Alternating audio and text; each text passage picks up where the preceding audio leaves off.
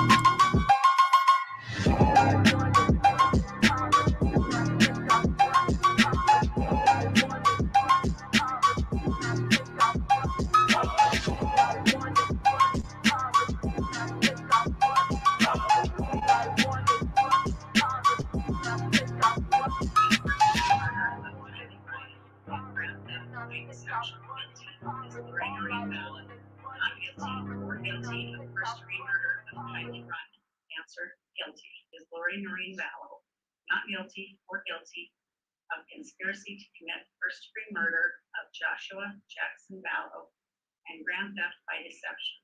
Answer, guilty. Is Lori Noreen Vallow not guilty or guilty of first-degree murder of Joshua Jackson Vallow? Answer, guilty. Is Lori Noreen Vallow not guilty or guilty of conspiracy to commit first-degree murder of Tammy Daybell? Answer, guilty. Is Lori Noreen Vallow not guilty or guilty of grand theft? Answer, guilty. Dated this 12th day of May, 2023, signed by the presiding officer. They got the bitch.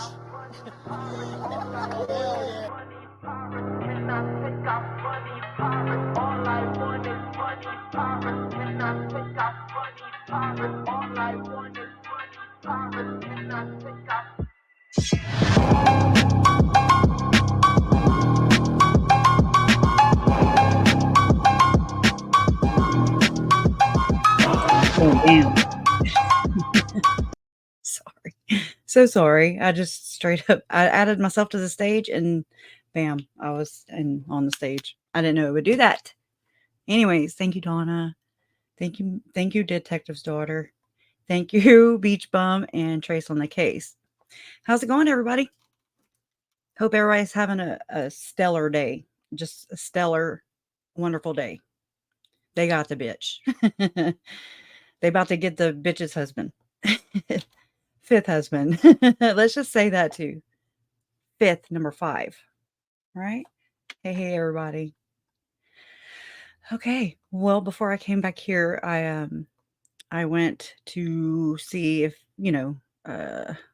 East Idaho News was live, and they are. So I'm just kind of going to go between the Judge Boyce isn't on yet. So, yeah, Nadine's not on yet either, as you can see. Yep. That's a lot of people. Well, it don't tell me how many people there are. But, 1,067 people are watching now. Dang. That's a lot. It's a lot of people. Okay. Let me get back over there where I can see you guys. You got your tote? All right. I did see before I went live, I turned my TV on because I always freak out about the time, even though I do it in my head. Oh, y'all can't see me. Even though I do, I'm like 2, 3, I do the whole counting on my fingers and stuff to make sure I have the right time. And anyways, I saw that you had wrote that and I was like, oh, that's so sweet. And thank you. Thank you. Thank you, Donna, for, doing what you do. And thank you for all of you who support what we do here. It's nuts. It's nuts. Appreciate it. How are you today? E. Jones just popping in to show my support. It's 2100 here. Good night. Thanks for coming by. Appreciate it always. Oh, I feel like I'm in your lap. I want to hey, now I'm out of your lap. I feel like I'm in my own lap. Oh, there goes my Wi-Fi again. I don't know how to fix that problem. It's the one I had with my old computers. Not the computer, it's the network. Gotta be. What are we expecting to happen? Chad will confess. No, I really don't know. I really don't know. And that's just like every other step of this process. I don't know. Gel represented. Crap. Okay. All right, we'll switch. Oop. Present. Share screen. You're not missing nothing, and it's okay. Where's he at?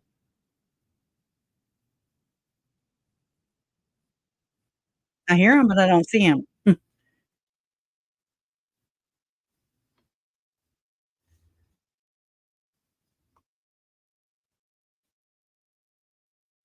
Oh, there it is. Looking at based on the experience we What? Why is it doing that? Oh, that's how I lose it. My bad. Okay. Sorry. No, I'm not right. setting, which will be coming up early next year. There's a few issues I wanted to discuss. The first issue involves the trial and the length. We're looking at, based on the experience we had in the companion case, timing to get questionnaires done and completed and reviewed as we conduct that portion of the trial for voir dire before evidence. We're scheduled to start evidence on April 1st, and the court would consider that we probably want at least the full week before, like we had in the first case, if not some additional days. So I'd like to get some input on when the parties think we should potentially commence the passing out of questionnaires to potential jurors, who will then submit those, and then we'll of course take those back for review before we start the actual voir dire. Looking at the calendar, I was considering either 2 weeks or a week and a half. We did it in a week before, and I think this questionnaire, where it's a capital case, may take longer to both review and to fill out. So we may need to have some smaller groups. So I'm looking at maybe starting that process the week of the 18th of March, possibly on the 18th or the 20th. I don't know that we would have really enough time if we took just 1 week starting on the 25th. So that's kind of the first topic I want to discuss, and I just want to get council's input on that. Ms. Blake, starting with the state, what do you think about the necessary time we'll need to go through questionnaires, get those submitted and review them before we can start our group 4 dire? Your Honor, I think the state is in agreement with what's been represented by the court. We would be inclined to recommend that we set a 2-week time period for that. Just essentially better safe than sorry if we get through them a little bit quicker. Otherwise, I think that it may delay the start of trial if we didn't have them selected. So I guess whether we want to be a little flexible on the actual day that we start the trial, or whether we want to come in a little earlier before the set start date, would be in the court's discretion, obviously. But I think if we do 2 weeks, that would be sufficient to make sure we had plenty of time. Okay, well, I appreciate your comments, and of course, part of that decision affects when we get things set up and are going to be there, and need to coordinate that with Ada County. And I've confirmed that they are available in those timeframes to begin if that's when we choose to start. Mr. Pryor, on behalf of the defense, what are your thoughts on starting with the distribution of questionnaires to a jury pool? Judge, I agree with the court's analysis, and that 2 weeks is appropriate. Okay. I will confirm those dates and get back to council. We'll still have a starting proposed date for evidence of April 1st, but we'll look at questionnaire process likely on the 18th of March. So we may submit a supplemental order that covers that. If not, I'll just make sure that council's advised of the dates we'll be doing that. So that's the first issue I wanted to discuss. In terms of our length of trial, assuming we do start evidence on or about the 1st of April, we've got it set through the months of April and May as it currently sits. I just wanted to get an update from the state as to whether or not you think that is still a accurate time frame for your trial, Ms. Blake.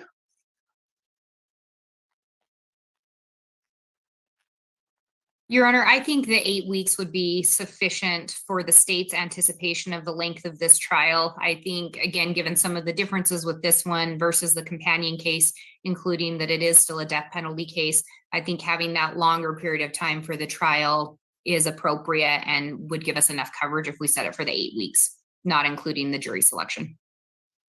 Okay. Mr. Pryor, any thoughts on our current scheduled time frame and whether you think that's adequate? Judge, I agree. The 8 weeks is at a minimum is probably the appropriate amount of time. I think Ms. Blake and Mr. Wood are well aware that, at least in this case, the defense is going to put on a defense. And I have a number of expert witnesses, which is another subject we'll need to discuss. So at least 8 weeks would be appropriate. Very well. We'll keep the trial schedule as it sits for now then. The next matter I wanted to raise involves the access of cameras in the courtroom in this trial. In this case, I'll note that on September 23rd of last year, an order was entered revoking authorization for live streaming the case that was issued in this case and came about as a result of motions made in the companion case. There was a motion filed by the defense that Mr. Pryor filed on September 29th of last year, requesting that we do allow cameras in the courtroom. And the court issued a follow-up order on October 12th of last year and discussed that if these, at the time the cases were joined and they were later severed, of course, in this order, the court mentions that if the court did order a severance of the cases, I would permit the issue to be revisited and would consider that these separate cases may have separate rationale for allowing or disallowing cameras in the courtroom during trial. So without arguing the motion today, because this potentially raises the right of media intervention into the issue, I would just like to schedule a hearing, and the issue would be the determination of cameras in the courtroom for trial. At last posture, the state opposed it and the defense was in favor of it. Has that status changed on behalf of the state, or do you want to wait until the hearing to more fully discuss that, Ms. Blake?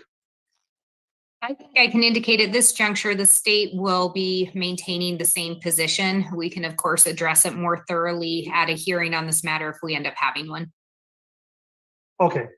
Mr. Pryor, any thoughts on cameras in the courtroom on that issue and scheduling hearing on that? Judge, I think it's important that the court set a hearing date on that. Without disclosing a lot of information, I have not returned or responded to the numerous requests from media to pursue a motion like that. And it's quite frankly not my job to represent any of the media people out there that are inundating my email and everything else with requests. But I think at this point, given the fact that this case is going to trial, and I expect the media to probably now jump all over the court's inquiry, we probably better have a hearing and have the matter addressed. Mr. Daybell has not changed his position since I filed this motion, still maintains his feeling about having a public trial, but Judge, I think at the time of the hearing, we'll make a final determination.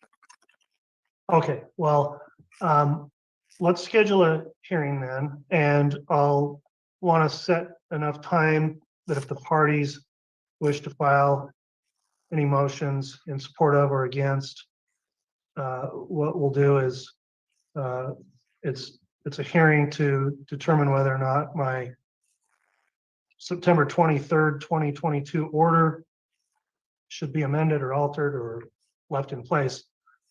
And I'll consider argument on that. So I would think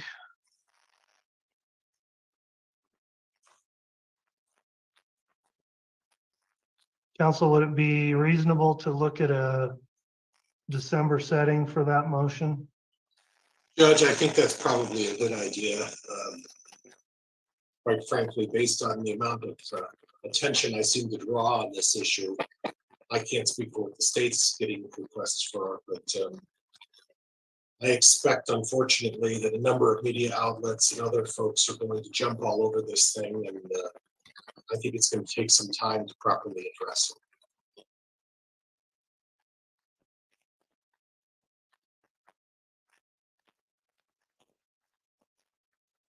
All right, I'm just reviewing my calendar.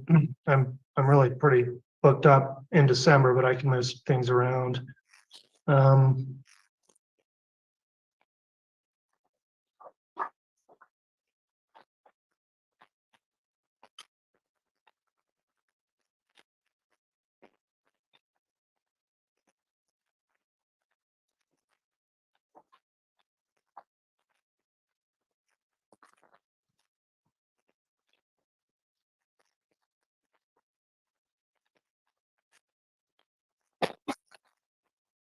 I have a little concern, sorry to sit here and get through my calendar. I've got a couple of trials that I think might be happening with Fremont County on the week of the 11th.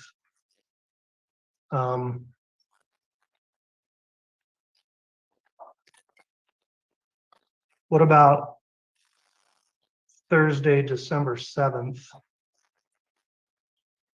Judge, I have a matter on that day that I have to attend to. I apologize, but other than the week of the 4th through the 8th and the 20th, I'm available at any time.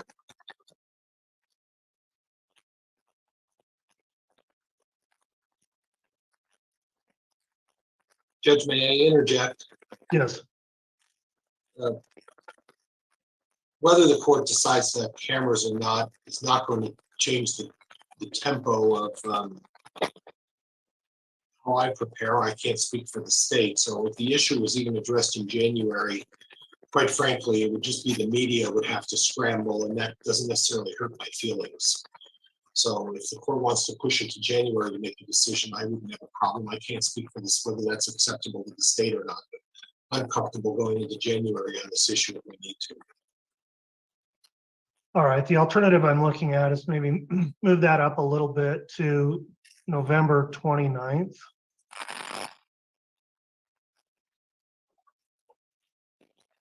I'm available on the 29th, Judge.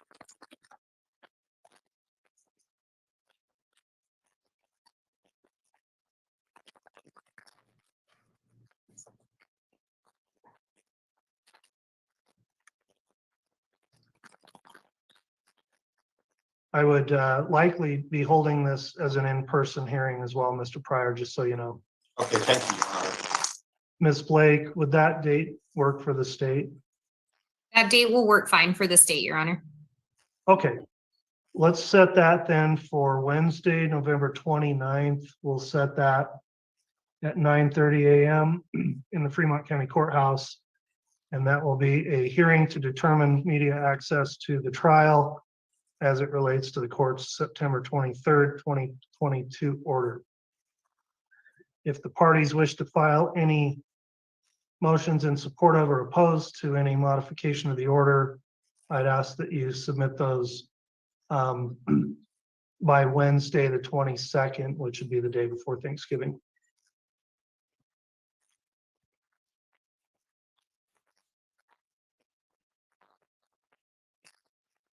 All right, we'll get an order out setting that. Anything else to address on that issue, Ms. Blake or Mr. Pryor? Nothing further from the state, Your Honor. Thank you. Nothing from the defense, Your Honor. Thank you. All right, counsel, that I think covers what I wanted to specifically address today. Are there any other matters while we're here on the status conference that either party wishes to raise as we get towards the road of preparing for trial? Ms. Blake, is there anything the state wanted to address for the status conference today? Yes, Your Honor. One of the reasons that the state had wanted to have a status conference is with the last case, and especially when the cases were joined for trial, the court had set a monthly hearing date that we just had a day set aside so that we weren't scrambling to find dates to coordinate with counsel's calendars and the courts. So we would like to request that the court consider doing that. The state does have 3 motions that we intend to be filing here in the next week or so. And I'm not sure when the first availability for a hearing date would be, but if we could maybe set a monthly date just to have that preserved. So that was one issue.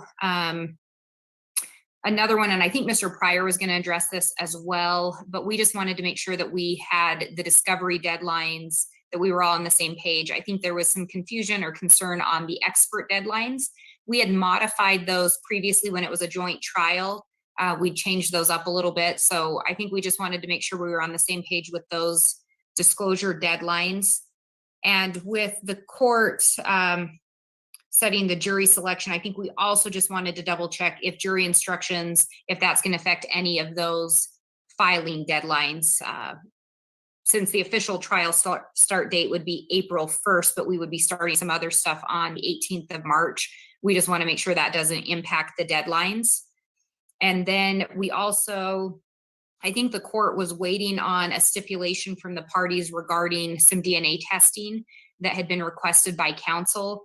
In fact, that was the main basis for the severance in this case. It's our understanding that the defense is not going to pursue additional testing. We wanted to make the court aware that the state is not going to pursue additional testing at this time. That has been a little frustrating for the state because we do feel that that was, if not the sole basis, the main basis for the severance. And we're now incurring a second cost of trial, time for court staff and of course the offices involved in this, as well as extra testimony for the witnesses. So it is a little frustrating, but we did want to update the court that it's our understanding that testing is not going to be completed so that the court is not waiting to see that or a stipulation regarding that matter.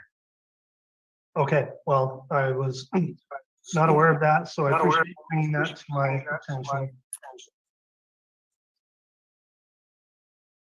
In terms of the, thank you, Ms. Blake. I'll get to you in a second, Mr. Pryor. I agree it would be helpful to begin with at least monthly set dates for motions. In lieu of trying to dig through calendars today, I'll reach out likely through my staff attorney or through an email to counsel to get availability. For now, I will intend to hold at least once a month pretrial hearing dates on a standing basis so that the parties have time to argue any motions. We'll start with this November 29th day, and where we've got the media issue scheduled. If the state wants to tag on any other additional hearings on that day, let's do that.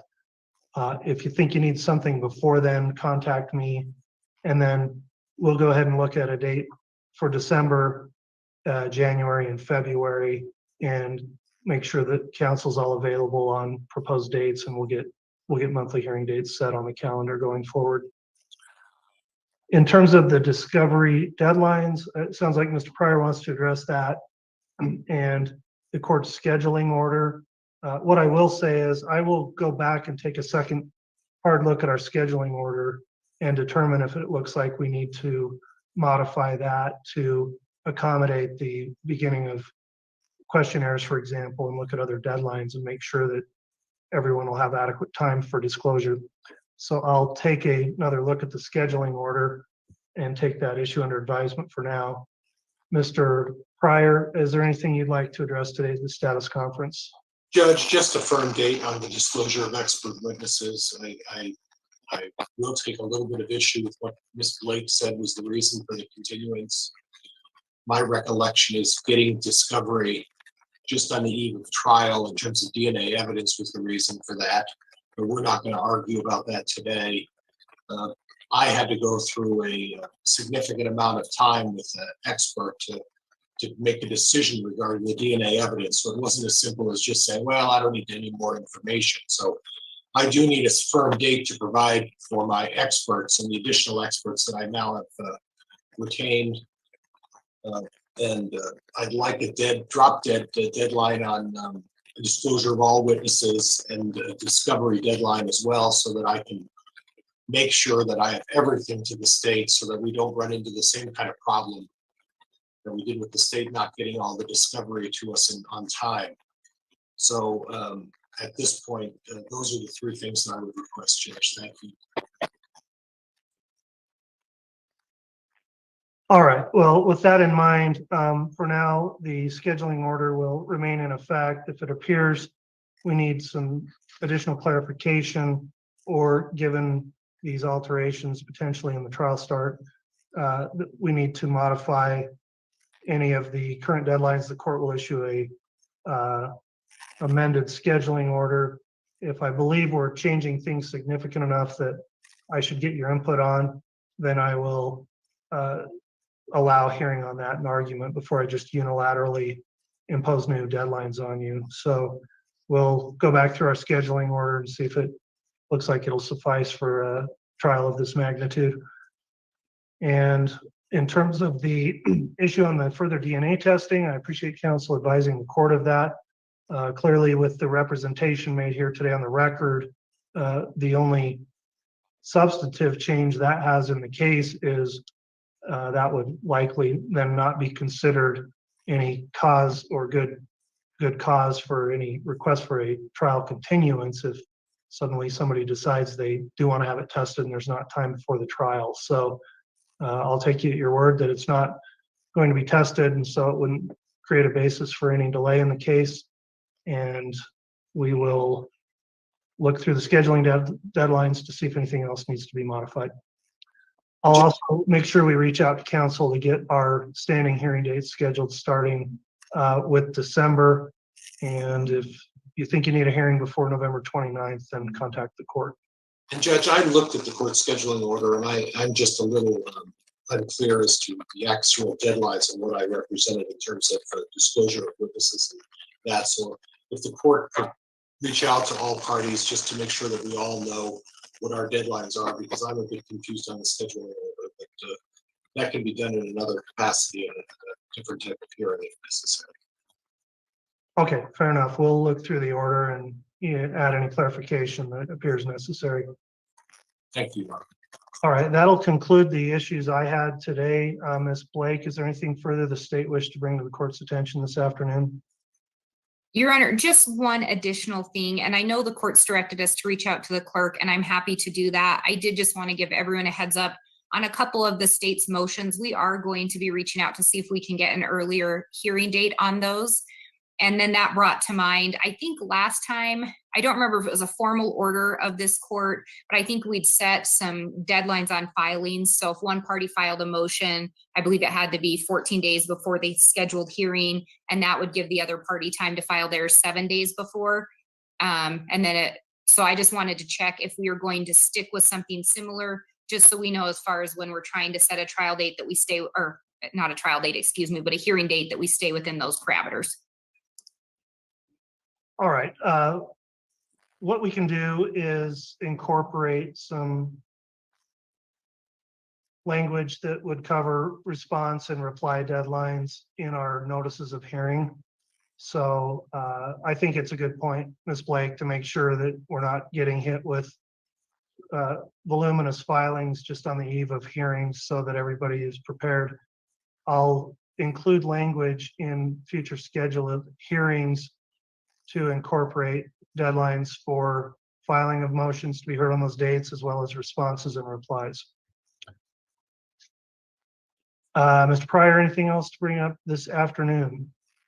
Judge, just that I'm a bit concerned Ms. Blake's going to try to get a hearing date before the November 29th hearing. And I would note, Judge, that I'm a little stacked up, and given the holiday for Thanksgiving coming up, I'm not going to be difficult, but it's going to be difficult for me to find some time before the 29th of November to have such a hearing.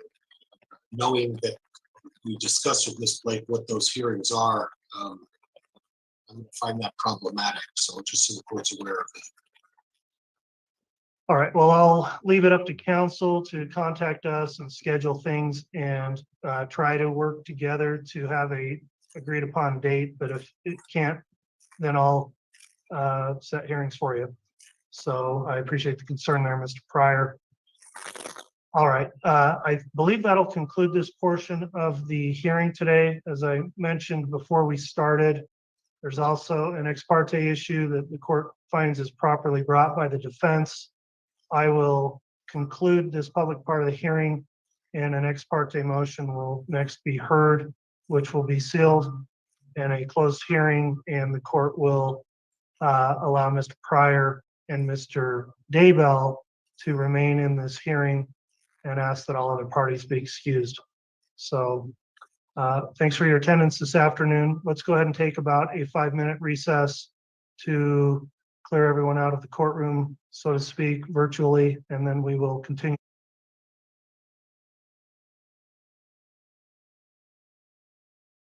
Well, dang, they're quick. They were like, pull the cord, pull the cord. And then they went away. They went bye-bye. They were like, hurry up. I was hoping they would leave it on. You know, just be a fly on the wall, right?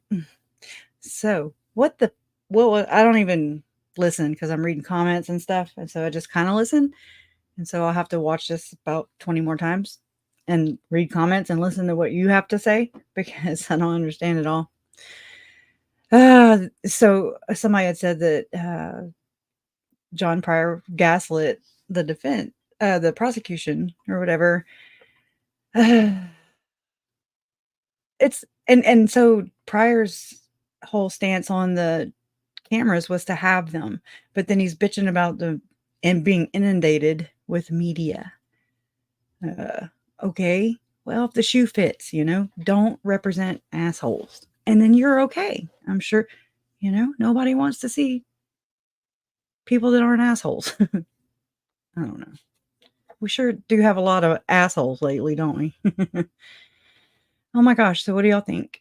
Secret session is always a secret session. No, it was allegedly. Judge Boyce was like, I think he was leaving, like basically shutting the hearing down and just allowing John to talk to his client.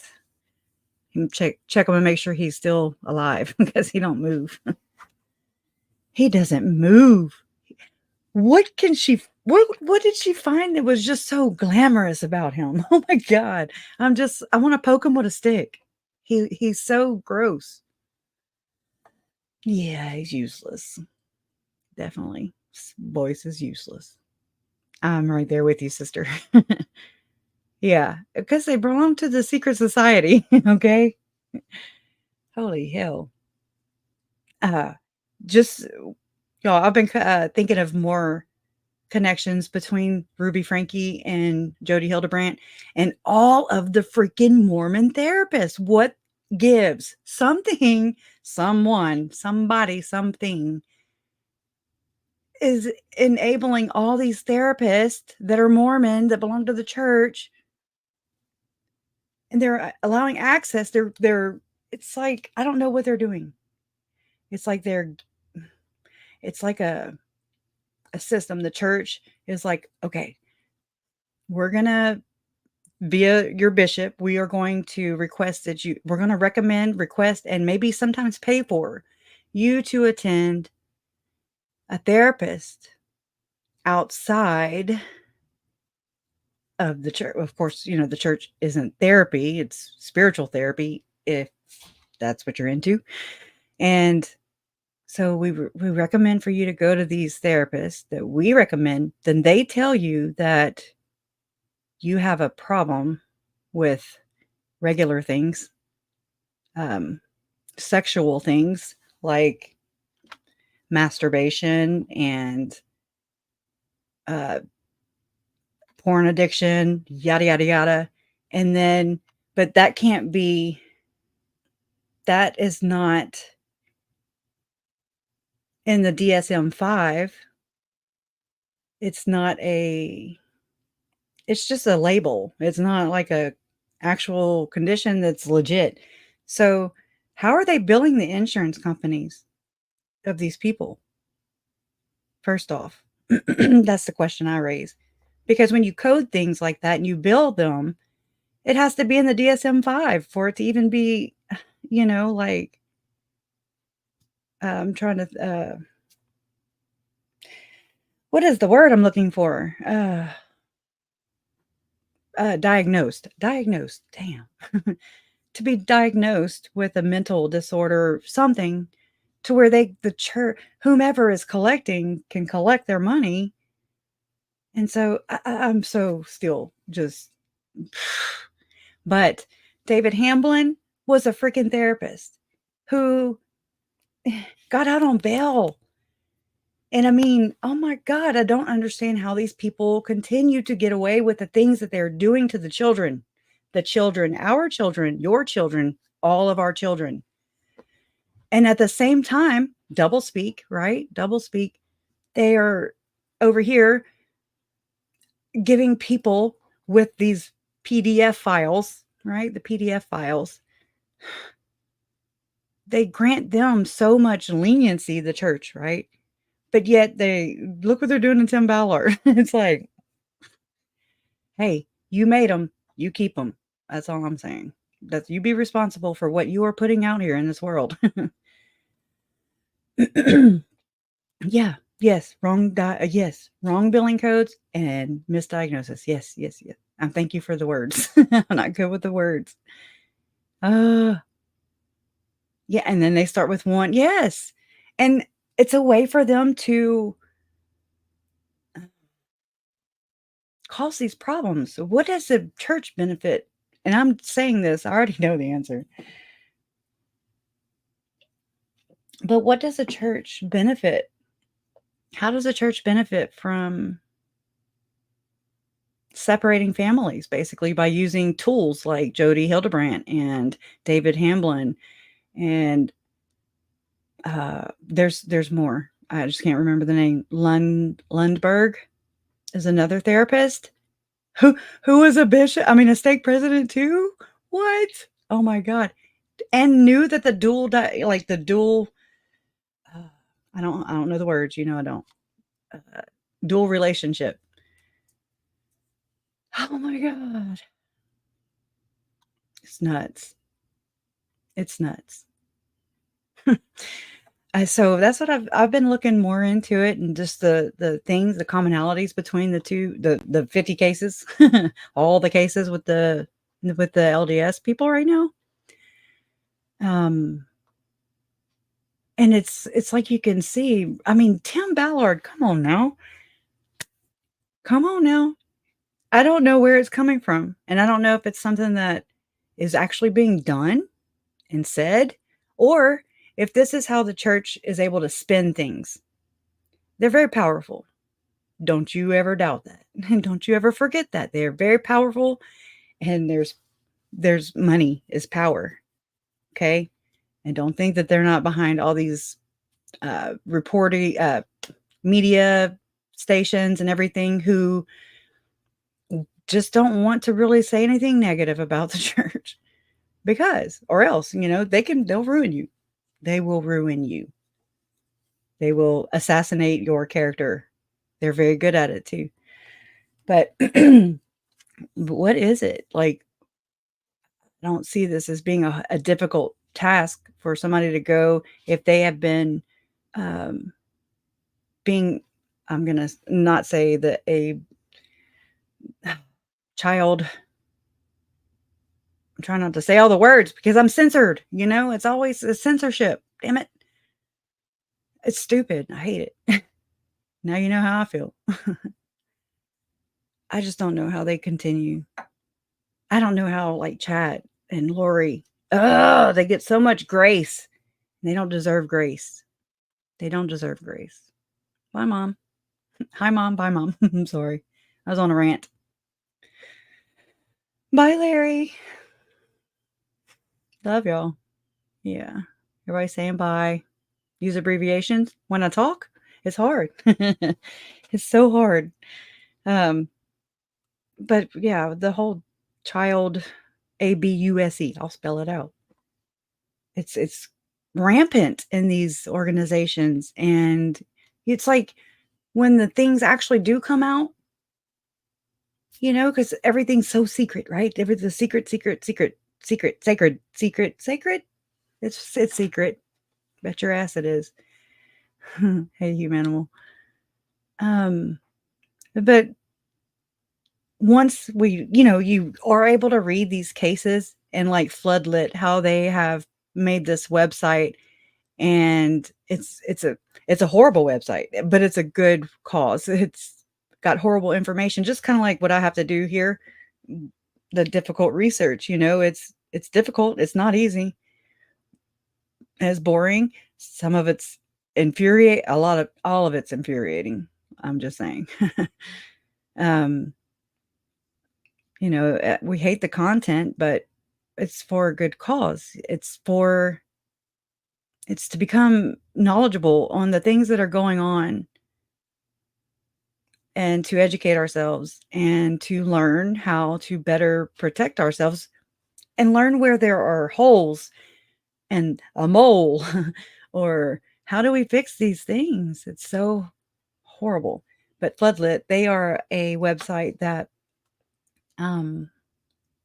basically they have a whole compilation of all of the I'll just say actual predators in the LDS religion, who, I mean, you'll go through everyone. It's just on LDS, and it's in Utah, Idaho. They've got to get other states up, but they don't have them all in there yet because there's so many, and there's just too damn many, and there shouldn't be that many. And you'll see case after case after case after case, example after example after example of how they knew these things. They would send people on missions, get them out of the hot seat. Okay. They would, what's the word? I suck with my words today. It's a long list. It's too long. It is too long. And it's so heart-wrenching because it's like so many people toot their horns and just they would defend they do defend their church, their institution, their beliefs. And that is above everything else. I remember when Mom actually said, which was good, it needed to be said, bleed the beast, right? I think it was whenever Mark Means had asked them or brought the issue up about their camera equipment or the microphones and whatever. and they had taken him off before they went into the court hearing. And then he went and poked around, poked at that. But I don't know if it was that or not. But anyways, my mom's response was something like, what next? Are they going to say that Tylee and JJ, buried themselves in Chad's backyard? And I was like, perfect, right?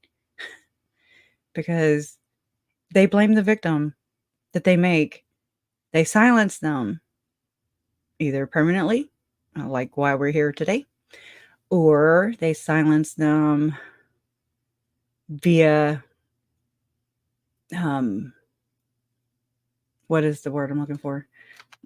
Non-disclosure agreements. The church does that too. Okay. So all these settlements that do settle out a case out of court, they say, okay, yeah. Curtin McConkey's like, here you go. Here's your check. Here's an NDA. Here's how we still silence you. Okay. Oh my God. So how do we go around that? It is entitlement and arrogance. It's money, power, and sex. So it goes all the way up. And yeah, I mean, that's very vague. And that's just everyone who lives on this planet. Money, power, sex. Totally. And smugness. Yeah. Oh God. Yeah. That's all this is. That's all this is. Pay no attention to the man behind the curtain garbage. They like to hide and everything. So the whole second coming thing with Tim Ballard, is that coming from the church? Because people will label it fast. And I mean, it's so easy to change public perception also, right? Everybody just shifts and it's crazy. There's no middle ground or just neutral where it doesn't polarize everybody, and turn everybody against one another, which is horrible. Not everybody's going to get along, but we can agree to disagree and not like be at odds, not cause a whole conflict, right? It's nuts. Exploration. Yeah. Whoa, let me see. Sandra. They best do an alienation number on those that leave them. What? Must be to something else. Prior knew this child was coming. No excuse for any more stalling. Was he wanting to stall? I didn't get that, but I didn't pay attention to the whole thing. I'm not very I'm not organized at all. It's just part of me. Yeah. Oh, wow. That's terrible. And so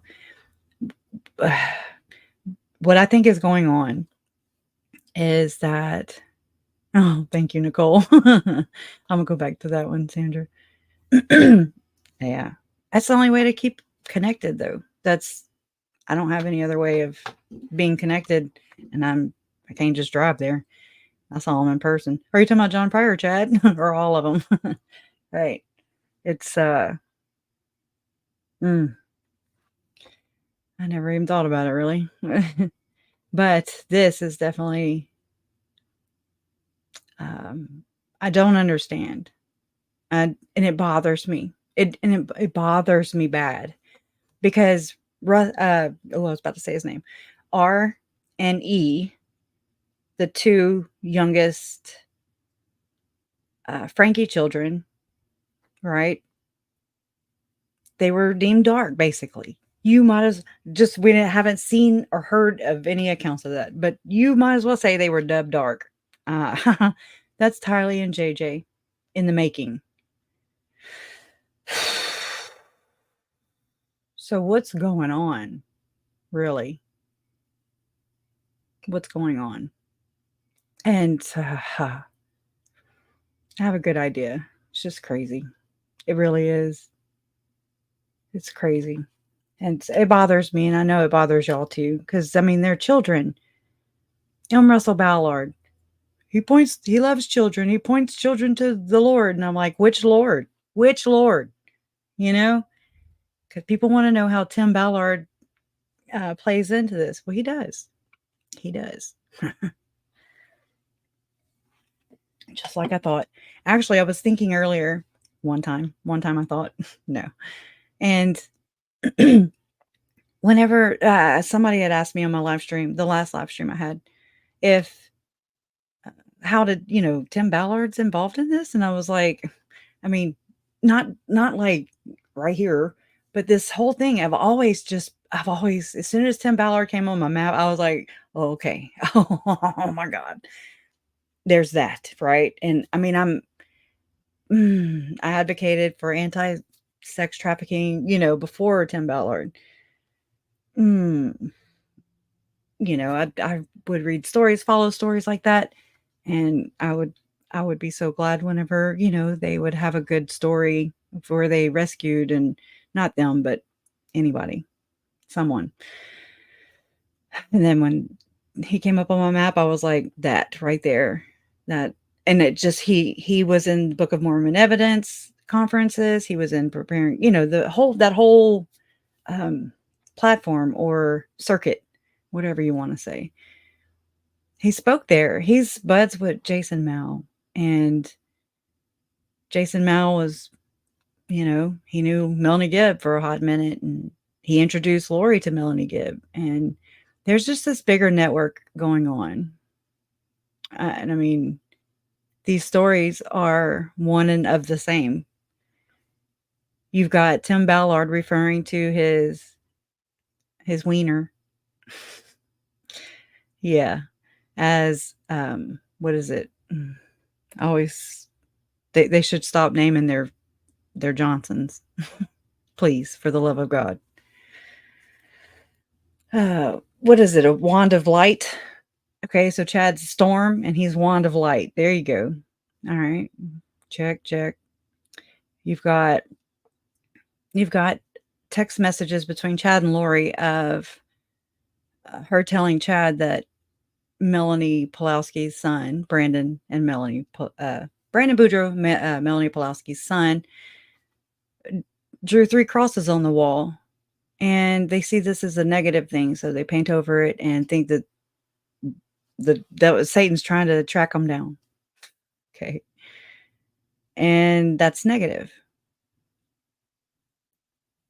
So then there's Jody Hildebrandt, who's like, pain is good. Everything's opposite. It's weird. Are they training these kids? One wants to know. Sure looks like it. What are they doing to these children? And why? What's the end game? I don't know. These are important questions. Just saying. He is a pig. He is a pig, in my opinion. Allegedly. Dirty jerkins. Dirty jerkin gherkins. That's a tongue twister. It does me too. It does me too. Yeah. He needs a bigger one, perhaps. I already felt like I'm like, why do I get the sense that he's got like little man syndrome? He just looks the type. I'm sorry. I just feel like Sean Reyes is going down too. It just doesn't look so good for them boys. They are being groomed. Yes. And for what? For what? Money, power, and sex. It's what it is. And it's like how many other kids are sitting in some damn panic room being tortured and stuff, where pain equates to good and to children. Yes, children are a pain in the ass. They can't be, but they don't equate to that. Like, I don't know. It's like they're, how, and I mean, I'm looking at this as like just layman's terms. I don't really know the scriptures. I don't know. But they say like a mingling of the scriptures, perversion of scriptures. Excuse me. It's like just a slight little twist, and then Joseph Smith's like, oh no, here's this book. It's so long as it's translated correctly. Here's the Bible we use. And so the scriptures are already created by, they're written by ancient prophets and stuff. And it's like, just as time goes on, they just twist and then develop into their own little strand of whatever, of belief, of teachings. And then everybody incorporates and then starts espousing, and pushing all those. And then we're here. But it's the same thing. It's like just a twist, and then from the truth, here's the truth. Here's truth. It's not distortion. It's not hard. It's not difficult. God's not difficult. Being a good person, a good human, if you don't believe in God, whatever, that's fine. Just being a good person then. Just being a decent human being with a moral compass and integrity, doing the right thing, especially when no one is watching, not expecting anything in return, just doing it because it's the right thing to do. And it makes you feel good. You're whole because of it. Yeah. And so, but the whole other thing is, it turns a lot of people away from God, period, is something I've noticed.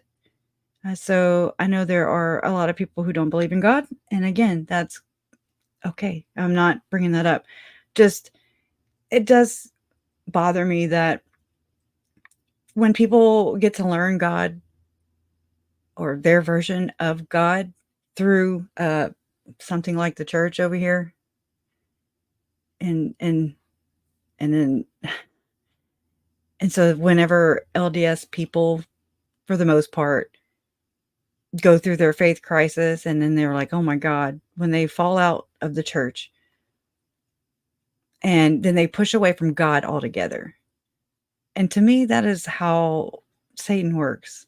Okay. It's just a little idea, and then it just goes from there. And it's very sad, really, honestly. Yeah, hurts my heart.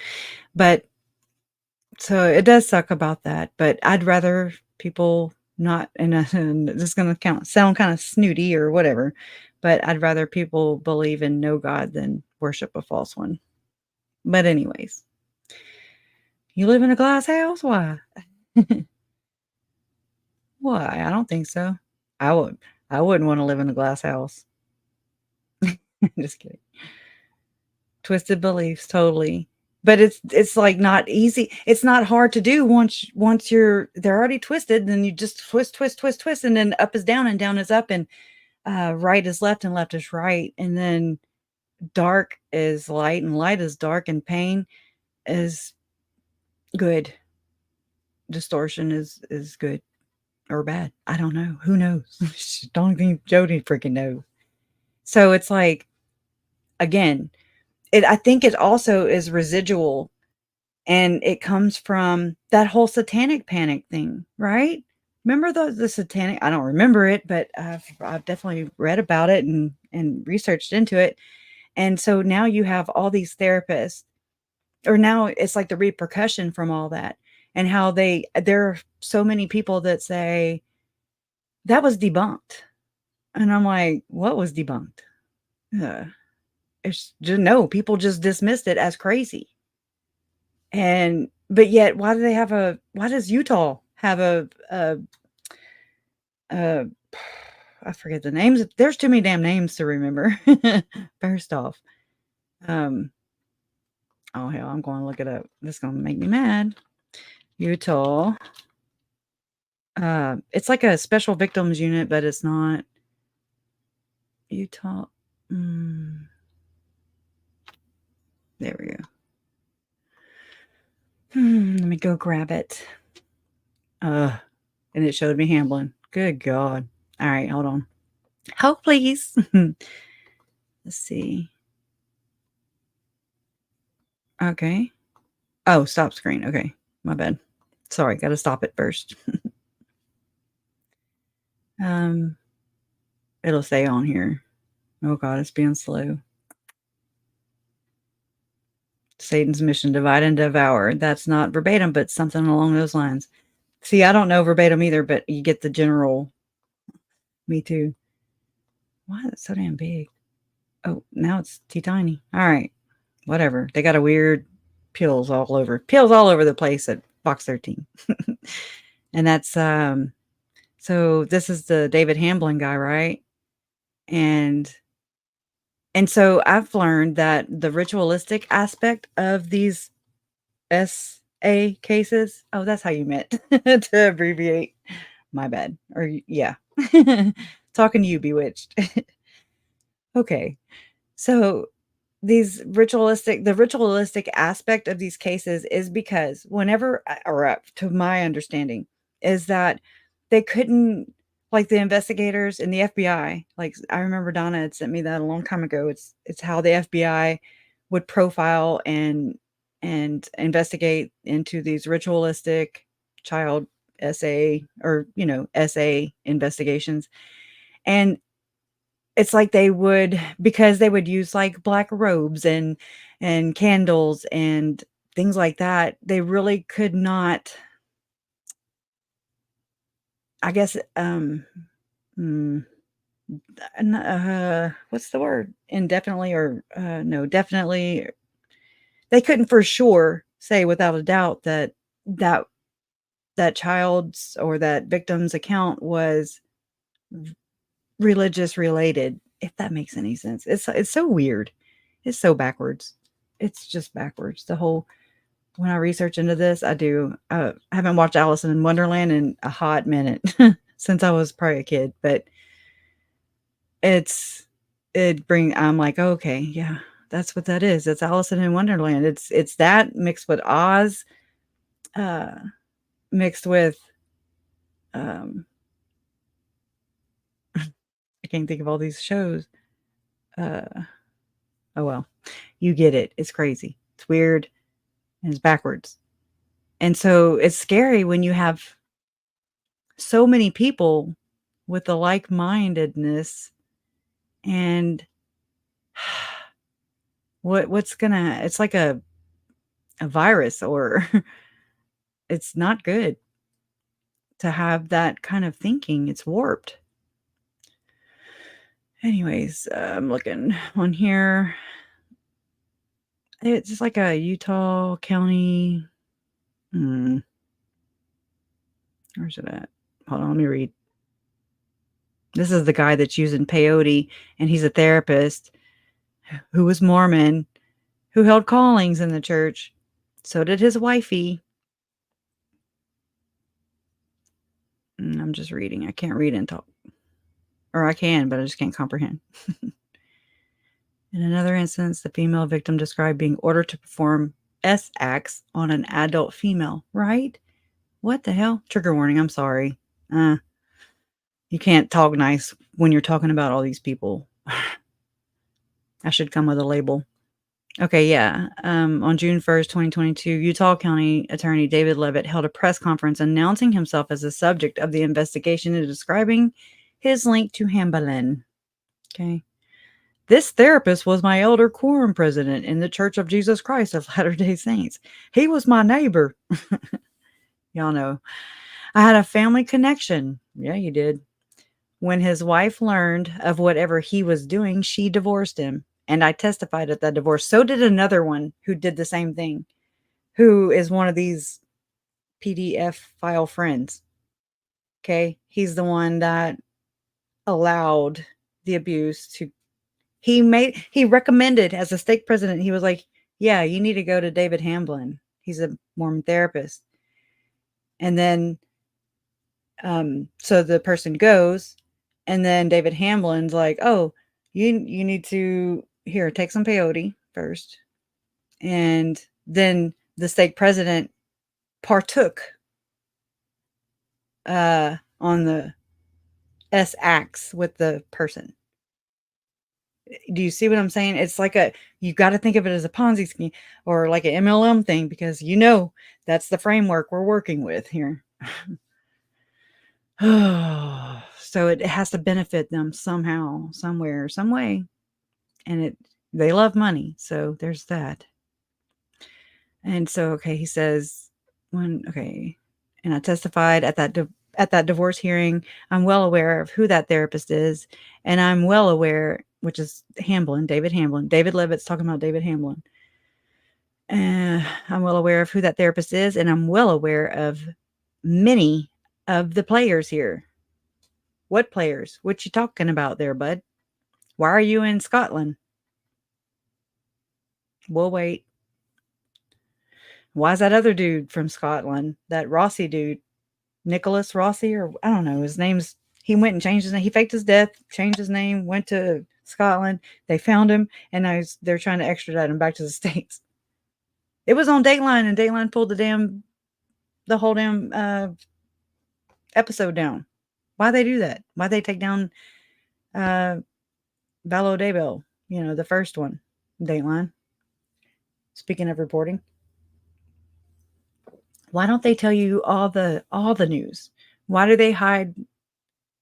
Why do they keep the facts? There's a lot of things that's like not reported on.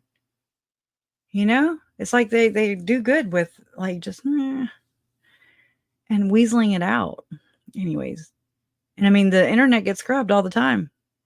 I'm sure that's why I stay shadow banned.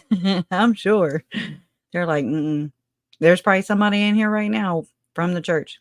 Just make sure you hit the subscribe button and like before you leave, or dislike. Either way, it's channel interaction. Anyways, so yeah, he's well aware of the many players here. Levitt said, I had a friendship with he and his wife to the extent that, we've read about it, that I went into court and testified on behalf of his wife to protect his children from him. Why? It's just, you're going to... Anyways, talk about triggering. Anyways, he says, Levitt said, and this is something, the same like way everybody handles things. It comes down to this. It's character assassination and it's tactics that you see over and over and over again. There is no organized ring of abuse. I'm like, is it unorganized then? Because you know how they're very literal people, you know, like it's like to the letter. Look at that little baby. It was debunked more than 10 years ago, Levitt said. Debunked. Okay. How would that feel if, I mean, what about all the victims of all the SA that happened and with this whole satanic panic thing? Was it a panic or I think it got a spin. I think it was spun. And I think that the church maybe got a bunch of therapists to get into, you know, high ranking positions. And then they would refer all those kind of cases or whatever to the certain therapist, right? That sounds about right. And then, you know, just to keep on and keep it all in-house, you know, it's in-house. You know, the Mormon church deals with SA and abuse claims in-house. You know that victim hotline, helpline, that's just for show because at first glance, you're like, oh, wow, that's cool. They have a 1-800 helpline. It does not, it helps, but it does not help a victim, which is what you automatically assume, right? But that couldn't be further from the truth. It helps the church know how to handle. Do they move in? What are these claims? How do we handle this? And, you know, handle this in-house and either throw money at them, get them to sign an NDA, or which I mean, and I learned this from one of you guys, was an NDA is only good. It's not good if there's crimes committed, it voids them out. So it's just so hairy and crazy. But that's how it happens. Yeah. I just got off. I got off my little, I was on a roll there. About how the satanic ritual abuse, the satanic panic. I don't know. I've been researching into that a lot. And I think I actually would like to do a live stream and go over the rest of that. What's it called? That podcast, or no, it was a video of Oh crap, I can't think of the names of it. I'm so sorry. I'm just like mind blank. Drawing blanks. Let me look in my Google right here. Let's see. Let me go here.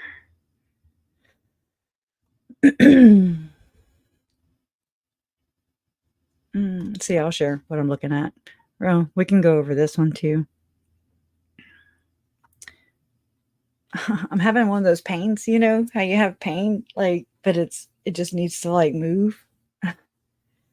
So I'm having one of those right now. I'm getting old, yeah. Hello? Crasher, was it We the People? Yes. I mean, just I cannot grab my damn thoughts right now. Thank you. We Are the People podcast right here about David Lee Hamblin. And that's what we had gone over the other night, Sunday night. And it was very triggering. It was packed. And it was good. I mean, it was not good. The subject, the content's not good. But yes, it's something that I feel, and I think a lot of us feel, that we need to get over and get comfortable talking about uncomfortable things, because they do exist. This is happening. It has not stopped. Looking the other direction does not mean that it doesn't mean that it's not there. It just means that we're choosing to turn a blind eye to it. We are choosing. That's a choice. When you choose not to, then that's a choice.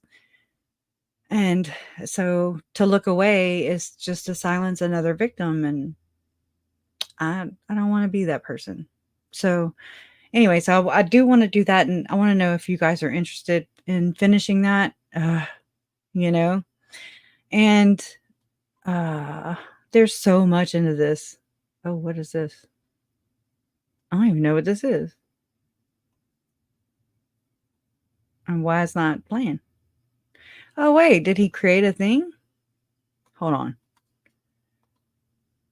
And if so, where's the sound? There is no sound. It's just a slideshow? Hell yeah. Oh, hell yes.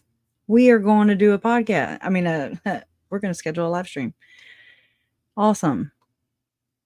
Yep, that's what it is. And yeah, Hillman, there's that dude. Oh my gosh. This one. Oh my God. I can't even repeat what he said because it's so bad. It's bad. It sounds like Dexter. I mean, straight up. Like some Dexter stuff. Okay, I want to get out of here. All right. Anyways, let me read this real quick and then we'll where to go. I'm not good with my computer, guys. As you can see. So I wondered why, because like somebody asked me if Tim Ballard, you know, like how Tim Ballard was connected with Lori Vallow, Chad Daybell, and with Jody Hildebrandt, Ruby. And I was like, I just know they are. They all run in the same bicker circle, if you will. And if y'all think that's going to be the last case that comes out of there, like Jody and what Ruby, you know, those case, if y'all think those are the last that we're going to hear of some bad shit coming out of there, then I don't think so, because it's bad. And it's like they're nutting up right now or something. I don't know what it is. But I realized that this guy right here who does these investigations, Go L, on Substack, which is where I'm at right now, is somebody that I talked to and who did that podcast, We Are the People. And he also has this Substack right here, which I'm subscribed to and I contribute, right? Because it's a lot. It really is a lot to. I know people think that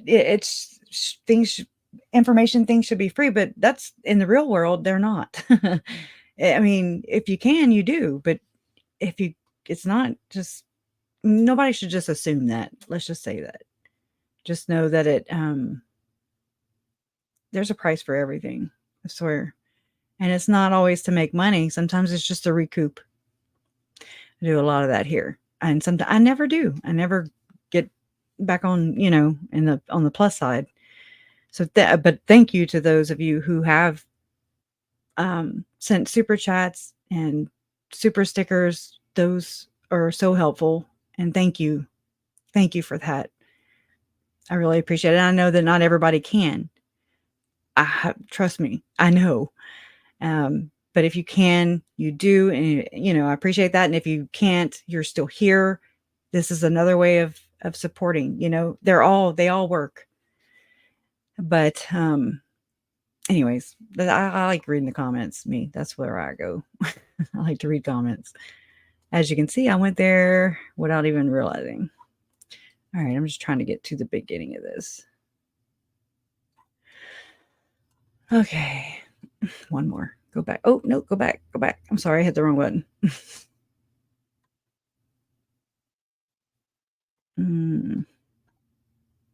Well. Oh my gosh, I'm so sorry.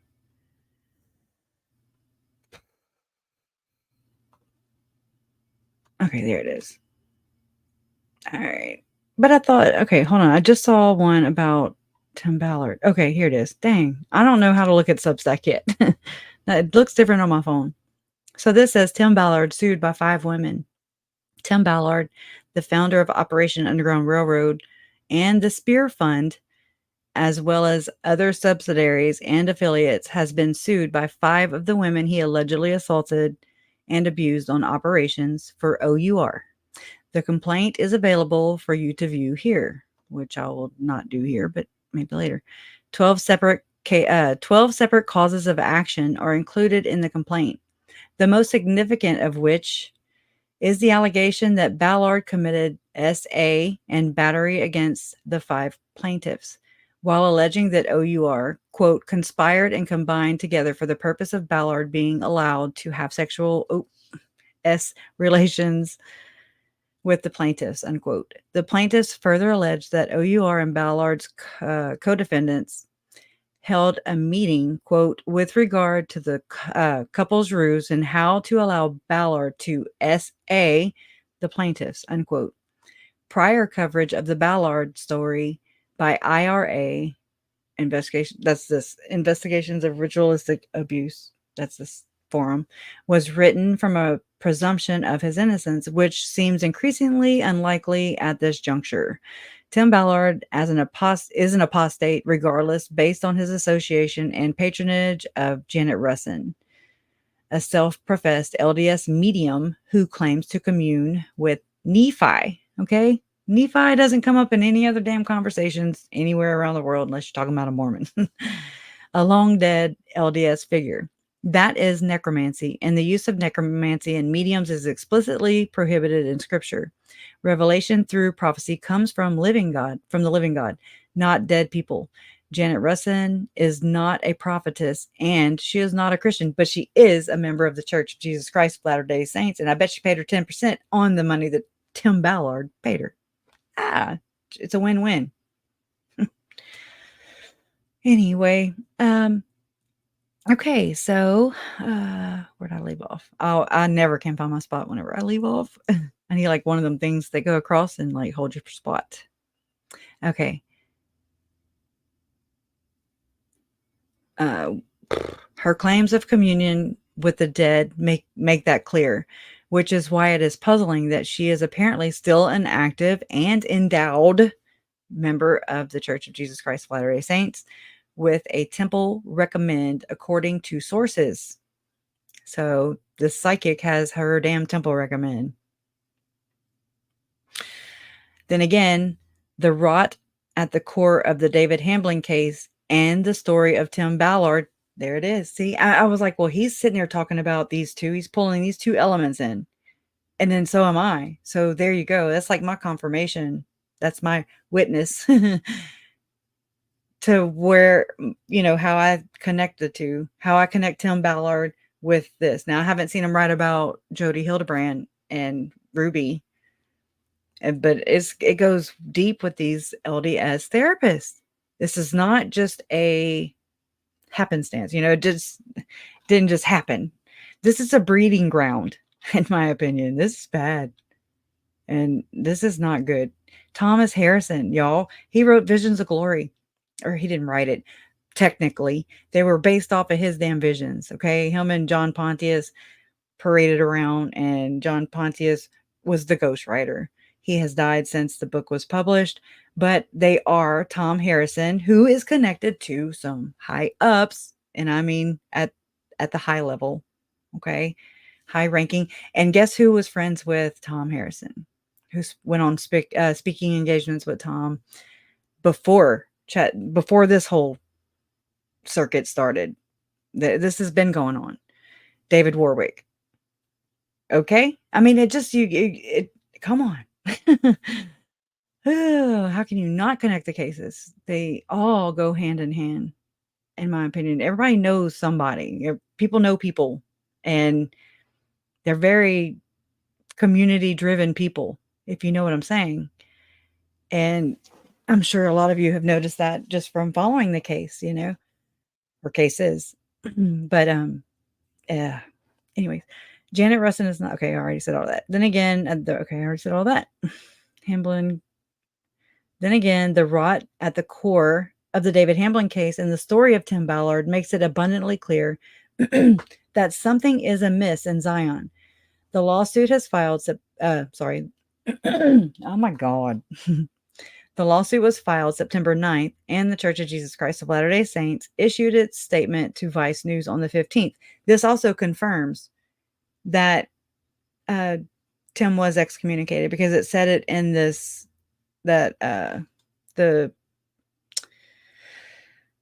allegations in the court papers. And while it's alleged retaining, I'm sorry, hold on, I'm about to learn something.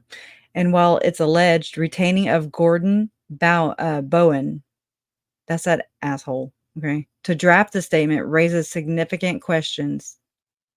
It does not in any way absolve Tim Ballard. Gordon Bowen, is he the one spinning this? I mean, he's the one y'all make, according to these girls, these victims from the David Hamblin case. This is his buddy, old pal. This is Mitt Romney's buddy, okay? You want to know another speaker that spoke with Chad now? Pamela Romney Openshaw. That would be Romney's sister. Okay. And she's at the damn firesides.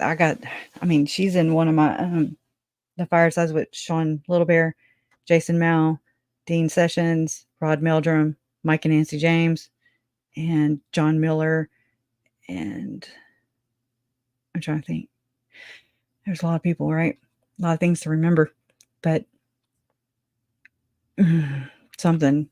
It's not just, yeah, Chad and Lori for sure.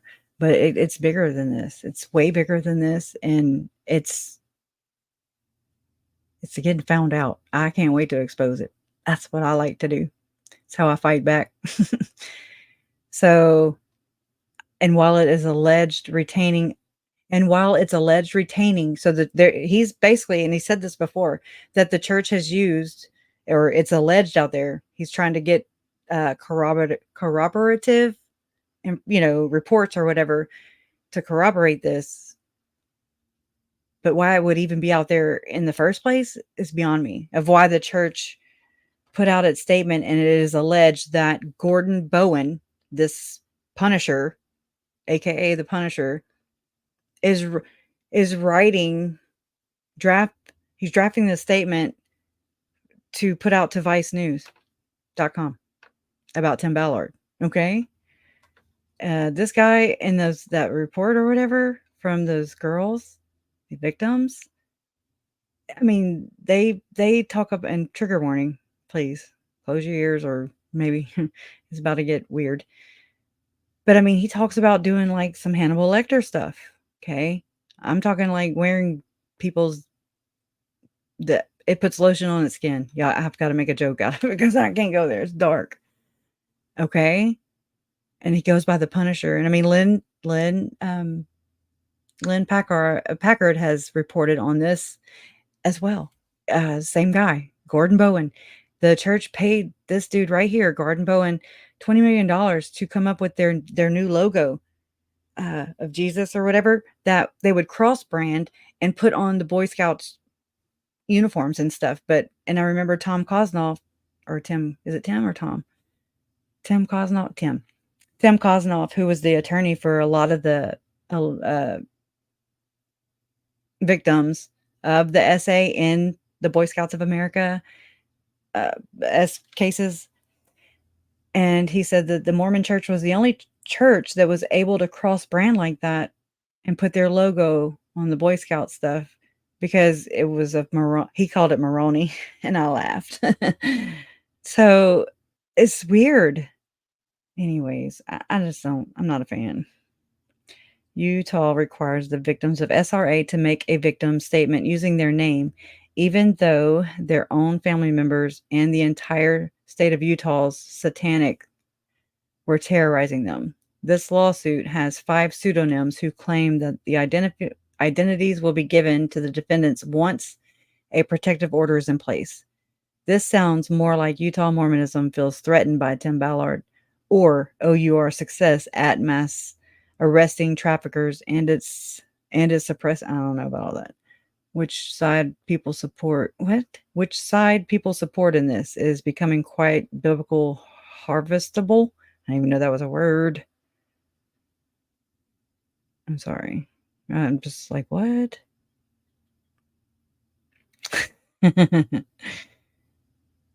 Oh, it sounds like a troll.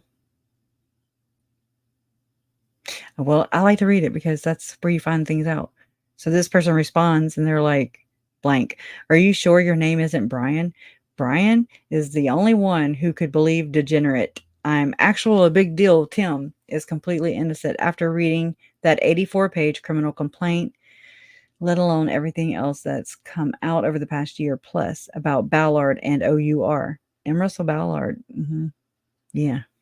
Don't believe your lying eyes, folks. Everything in this 84-page complaint and anything negative that's come out about Tim Ballard is lies, lies, lies. Lies created by the network in an effort to bring down Messiah Tim. There is no line, future prophet. Tim won't cross to save a trafficked woman or child. What? I'm so confused. Are you one of Tim's apostle and psychic endorsed? Are you one of Tim's CIA handlers trying to cover for his mental illness? The mental illness caused by his CIA trauma-based program in La Canada that created his DIDS deviant alter? I can see that happening. I'm pretty sure you haven't read the 84-page complaint, so I'll give you a hint. Read the last plaintiff's victim's statement.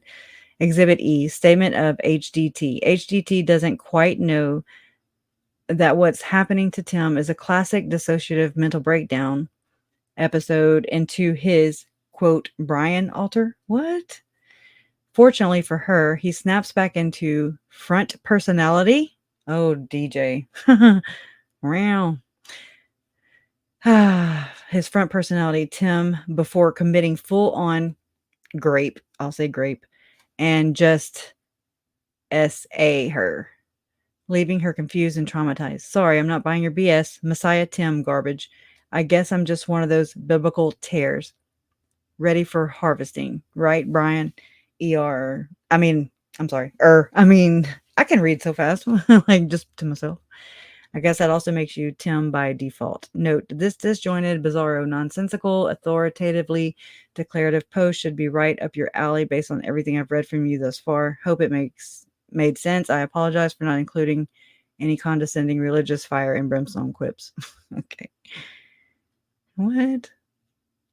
Okay. I don't know. That's real. Okay. But I don't know. There's a lot of things that I'll learn in the side, like just by going over these things and sharing them with you, just talking about them. And I read them or listen to them. And there's a lot of things that have commonalities with what's going on in the news with new cases of crap. Sorry. But anyways, so I don't know if y'all are up to it. I don't know if we could do one today or what's today? Tuesday. I was gonna do one last night, but I was asleep by 9 o'clock. And then I woke up and I was like, crap, I forgot to schedule. Like I fell asleep before I even scheduled. So I did that first thing this morning. Yeah, buddy. That movie gives me the freaking willies, okay? Like I knew about this movie, Eyes Wide Shut, but I never watched it. And then after after everything happened with Chad and Lori and killing the kids and all that, and my uncle and Tammy and possibly good chance Joe, um, I went and watched this probably I'd say about 9 months ago now. And it freaked me out. Like when they started doing that, oh no, no, no, no, no. I was like, oh my God, that's exactly what I pictured. That's what when I think of David Warwick, y'all, that is what I freaking see. I'm like, I picture hoods and whatever. It's secret society. It's Gadiant robbers. Don't you know? Don't you know? Some damn Gadiant robbers. Oh, you've been gone tonight. I put you to sleep. That's crazy. Yeah, blah blah blah. Yeah, yeah. Try. What was up with his speaker? His voice is annoying enough, right? Some damn Gadiant robbers. Drink the alcohol and spit it into my mouth to discard when the bad guys are not looking. Pills and alcohol and ketamine. That was an interesting little detail. Okay. I was like, oh, I'm going to Google that right now. And I did. And no. Why did JJ have GHB in the system? Why are they doing this? Peyote, GHB. What did I just say? Ketamine, which you get at your local veterinary. Oh my God. Why is that word not sounding right? Veterinarian? Yeah, he sure looks like he does. I was like, I don't know. Maybe Catherine's a little fed up with you, Tim. Maybe hers is giving you some smoothies, the kind like Lori used to give to Charles. Mm-hmm. There are. Frog. Definitely a frog. Stanley Kubrick. Who's that?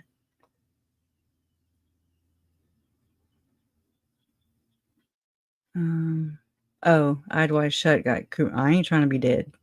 Okay. I like with those, it didn't show up because I wasn't sharing the screen with you guys when I first shared the We Are the People podcast. But she was like, as of this recording, none of us are feeling like harming ourselves. We are all in good health. We are not planning on taking any long trips off of short cliffs. And I was like, I like that.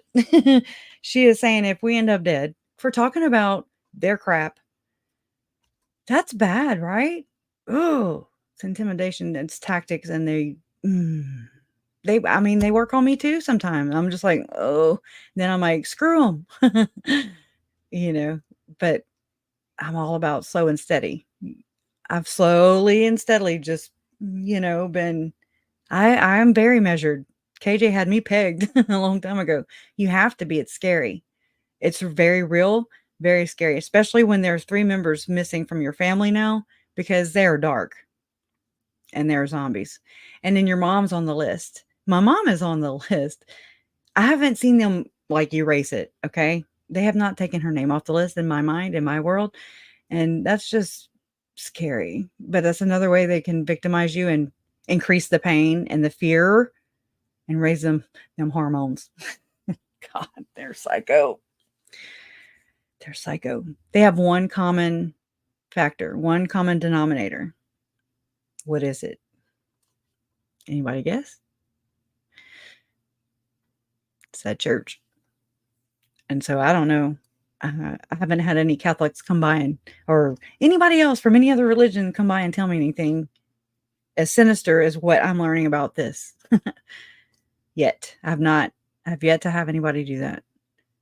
And that's not a challenge either. It's like, we're good. Stop abusing our children. Stop killing our children.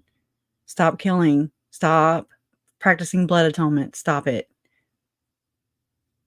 Stop. You're not cute. Corruption. Okay. Google Drive. Tim is not he's not a Mormon anymore. He's just not a Mormon.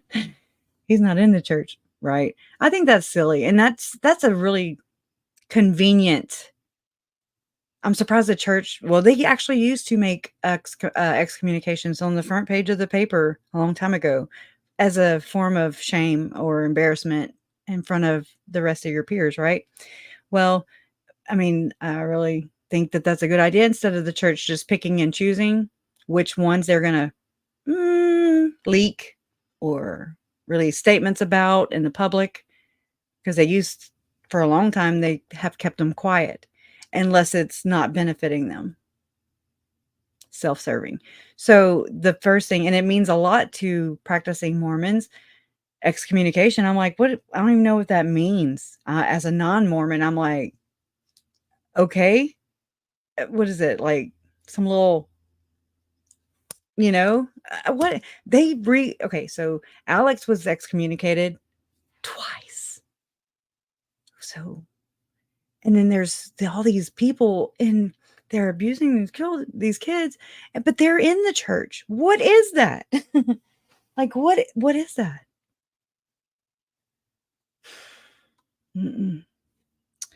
It's nuts. Oh yeah.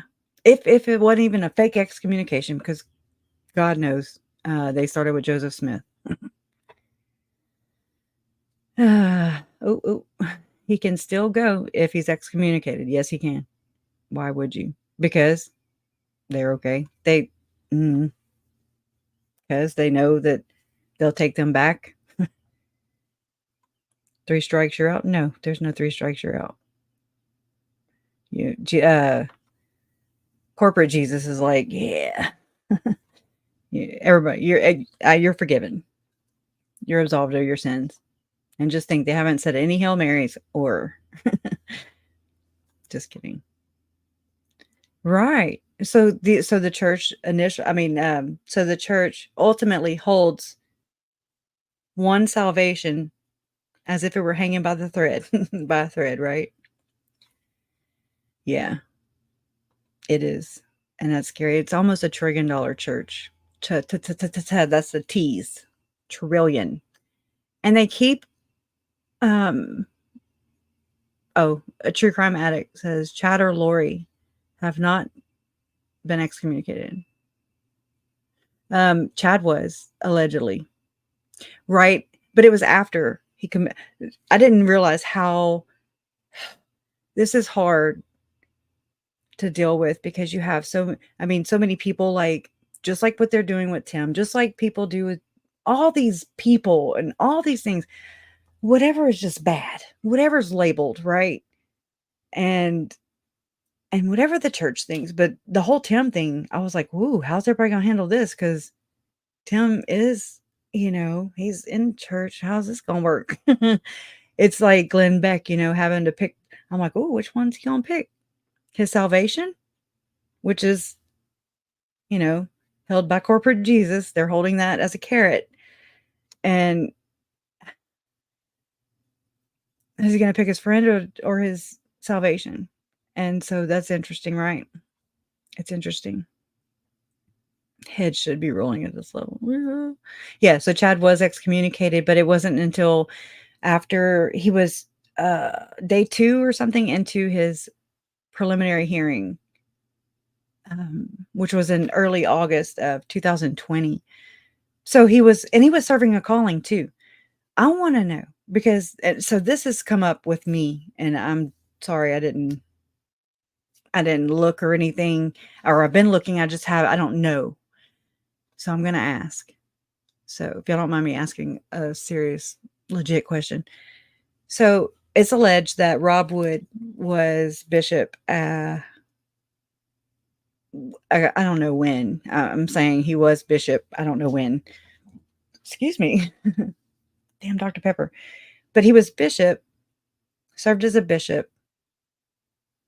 I don't know if in the same ward as Chad or not. Henry's Fork Stake, that would be, I don't know. I don't know how that works. So did Chad serve in the church under Rob Wood as a ward clerk? I'm just saying. I want to know. I think it's relevant. I want to see when if they were working simultaneously, one after the, how'd this work?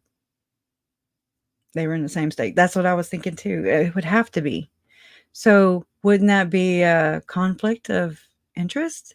And I'm just trying to be fair because it is what it is. I'm not trying to, and for a long time, I did this without even realizing because I wouldn't have done it the whole damn time.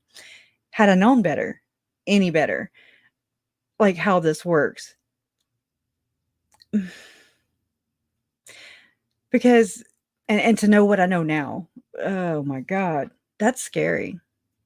To know that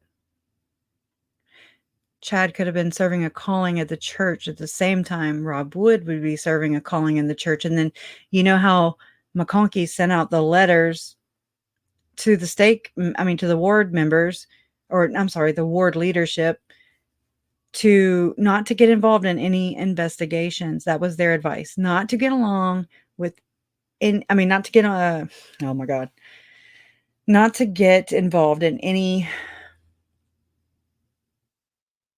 investigations. Wink, wink. And to contact the church first. Wink, wink. So tell me this, riddle me this. Wouldn't that mean already, whether he was a bishop at the same time as Chad or not, wouldn't that mean that Rob Wood would have been like, hey, I got to prosecute the case. How you want me to proceed? I'm good. That's enough right there. It stinks. Mm-hmm. Yeah. I hope so. They still would have had, how you think they would have known each other? Or maybe by passing or something? A ward clerk would report to the bishop. Yeah. Because I was looking, but I get sidetracked all the time. Because I'm not used to that structure, I guess you could say. But so I try to learn the titles and how it goes. I know it goes like this. It's definitely a triangle and it's MLM shaped. And okay. Thank you, S.L. Connolly. The church is happy to take your money. Boy, yeah. I wonder if Chad paid 10% on Tammy.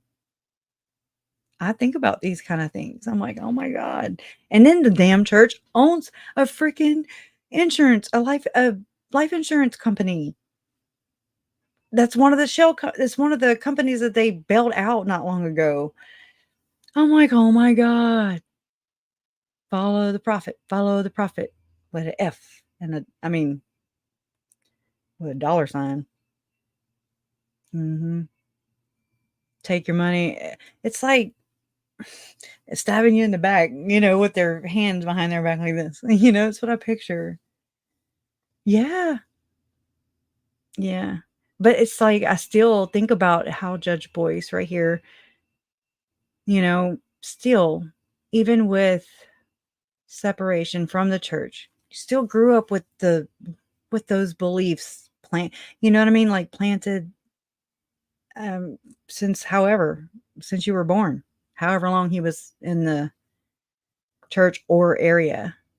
And it's crazy. That's what I'm saying. It's like I've said before, it's like the same people who are in charge of the adjudication or the justice of the victims are a lot. It's like the same people that are oh my God, the same people that are in charge of the justice for the victims in this case are the very same people that are in charge of their murders. If I don't know how to, it's not coming out right today. Yeah, excommunication is the same as disfellowship. Yeah. It's a cultural, no separate church and state. It is not. I 144,000% with this I endorse this comment. And I mean, all they do basically, so when the church does its little scrub, the 404 bubbles, the scrubbing bubbles come out and they scrub the internets. I mean, the internet, the web. I forgot what I was going to say just by doing that. Oh, isn't that a form of gaslighting?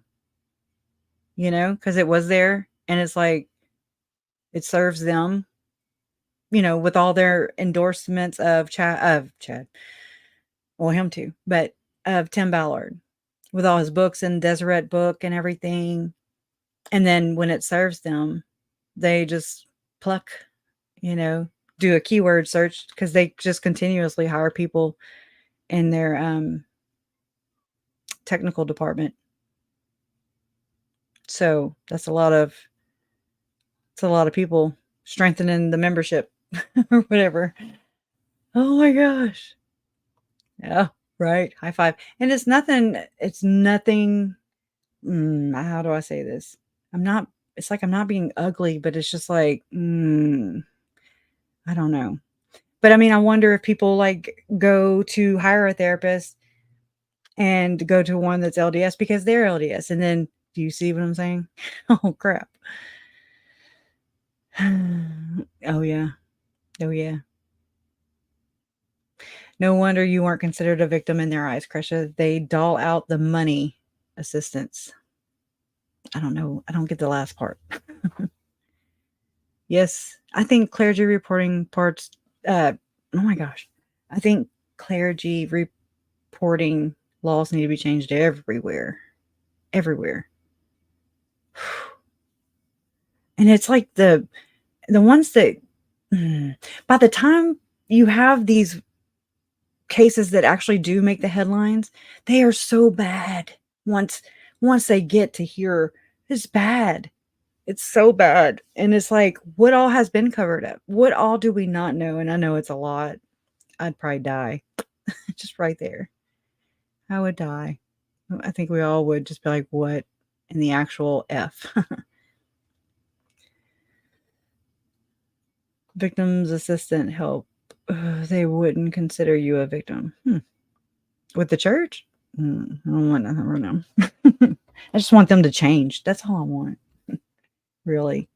But so like I wrote True Crime Rocket Science or whatever, the channel on YouTube.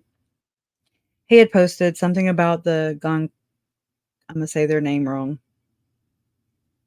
The Idaho 4. I'll just say that because I'm going to say I don't know how to say that last name. And it's been a while since I heard it. So the Idaho 4. And I wrote this and I was like, oh, that was pretty good. Let me see. And it was in response to a post he made, and it was about media. Oh, which I mean, I still need to go read it all the way. And so I responded to a guy who was like, oh my God, I don't know what I bet it's rough for a family member, you know, for this to happen and a loved one be taken away via murder and be on a public, you know, in the public realm. And I was like, oh, okay, here's my part to chime in, right? And so I'm like, it's extremely difficult, which is why I came up with, or how I came up with my channel name when my former aunt, Lori Vallow, decided she would kill 3 of my family members and continue her mission as a warrior. My mother's name, Kay Woodcock, is still on their stupid zombie hit list or whatever. And it bothers me that they exploited my entire lineage on top of what they did to my nephew, JJ, my step-cousin Tylee, and my uncle Charles Vallow. I researched deep into the things that were, and obviously still are, a hot breeding ground for this particular thing that is very much alive and well today. Tim Ballard, Ruby Franke, Jody Hildebrandt, David Hamblin, David Levitt, all of which are very close in nature, and I think, with Lori and Chad, right? All of which are very close in nature, and I think they are all connected to why they chose to murder my family members. It's crazy.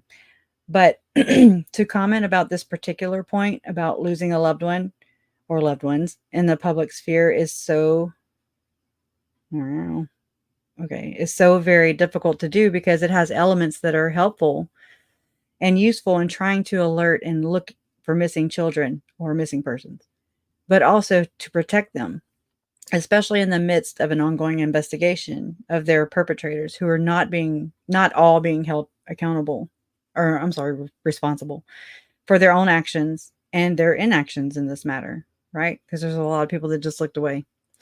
And they were talking a lot about Nate Eaton. That's all I see is Nate Eaton. Because it was about reporting or something. And I said, Nate Eaton is nice. I've met him, but I investigate the facts of the case. And it just so happens to be the same church that Nate belongs to. So he avoids me like the plague and interviews every other family member. They all have a way of exploiting, reporting the story. And by Nate ignoring my existence is a way of silencing all the crazy but relevant information that has yet to be revealed in the public sphere.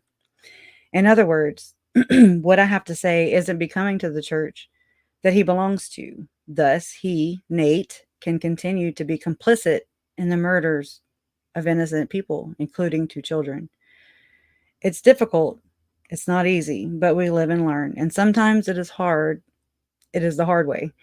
In the end, love always wins. In other words, what I have to say, oh, I did that twice. Okay. And I put, I will never stop looking for the answers of why my family members had to be murdered and never will. And oh my gosh, and will never stop until those that are responsible are held accountable for their own actions and inactions. My family's blood was spilled, and for this reason, it will not be forgotten, nor will it be in vain. Right? So, I mean, in a way, it's like by him avoiding me or whatever, or me not counting high enough in the hierarchy of the Vallow, Daybell victims, which I'm not. But a co-victim, yes. Whatever. But it's like, why? What is so scary about the criticism? What is wrong with the criticism? What's wrong? There's nothing wrong with healthy criticism, like constructive criticism. That's so you can readjust. But I guess if I thought I was God and believed it and was taught it, then I probably would think nothing was wrong with me. And then here you go. Here we go with all these narcissists coming out. That's what I'm saying. It's scary. It's scary. Buckle up, Buttercup, right? Right? I've been buckled up. Right? Totally buckled up. I never know.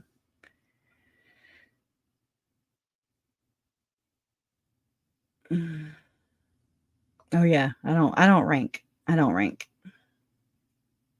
Yeah, he was there at the very end of it. Like we were already gone. But yeah, he did an interview with Nate. I saw that back then. Yeah, the church is a business and it won't change. Which makes me wonder also about Tim. It is a business. And let's say that Elder Ballard, which would be the hierarchy, the soon to one day president of the church. Let's say that he did give him, because I mean he was in that. Oh my God, I just backed up 3 times.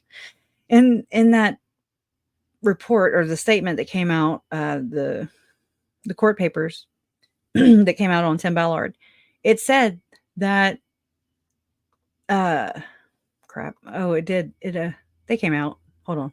I got the papers right here.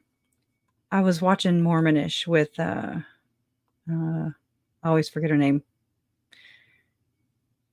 Rebecca Bibliotech and I don't know his name. I just don't know him that well.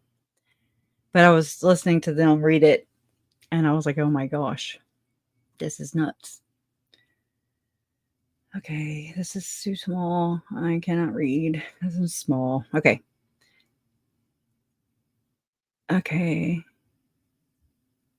And this is the press release for Suzette, allutahlaw.com. This is the oh my God. I probably need to schedule a live stream for another day because I cannot think today. I'm sorry. It's a little PTSD side effect, right? She's the attorney for the alleged victims, right? Today, 5 women filed a lawsuit in the 3rd Judicial District Court of Utah against Tim Ballard, OUR, Ballard's. It just said Ballard's, plural, and OUR's affiliated companies and the board of OUR. The complaint accompanies this press release. Each of the 5 women provided their own statement that sets forth in painful detail how Tim Ballard manipulated and SA'd them under the guise of fighting childhood trafficking. I say this about the church. Just saying. It's just same thing. They exploit people and hold their salvation. They sell them something that is not a real product, okay? It's nothing that they can deliver as a human being. So it's like, hi pot, my name is Kettle, and then they do their little secret handshake, right? Anyways, okay, so I mean, if you just change that statement around a little bit and just put all of the former members of the church who are no longer, who separated from the church, can claim that they were manipulated. I'm sure a lot of them were assaulted. I read the cases all the time under the guise of, being saved. It's in the church. It's so weird. Okay. Oh,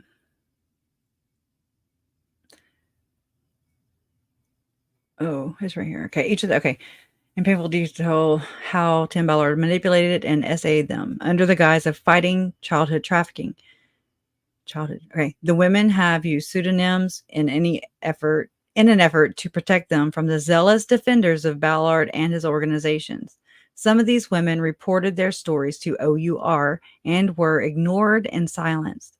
As a result, Tim Ballard was not exposed by OUR.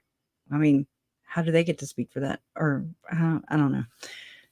I guess we're learning that through her statement, is that some of these women reported their stories to Operation Underground Railroad, but were ignored and silenced.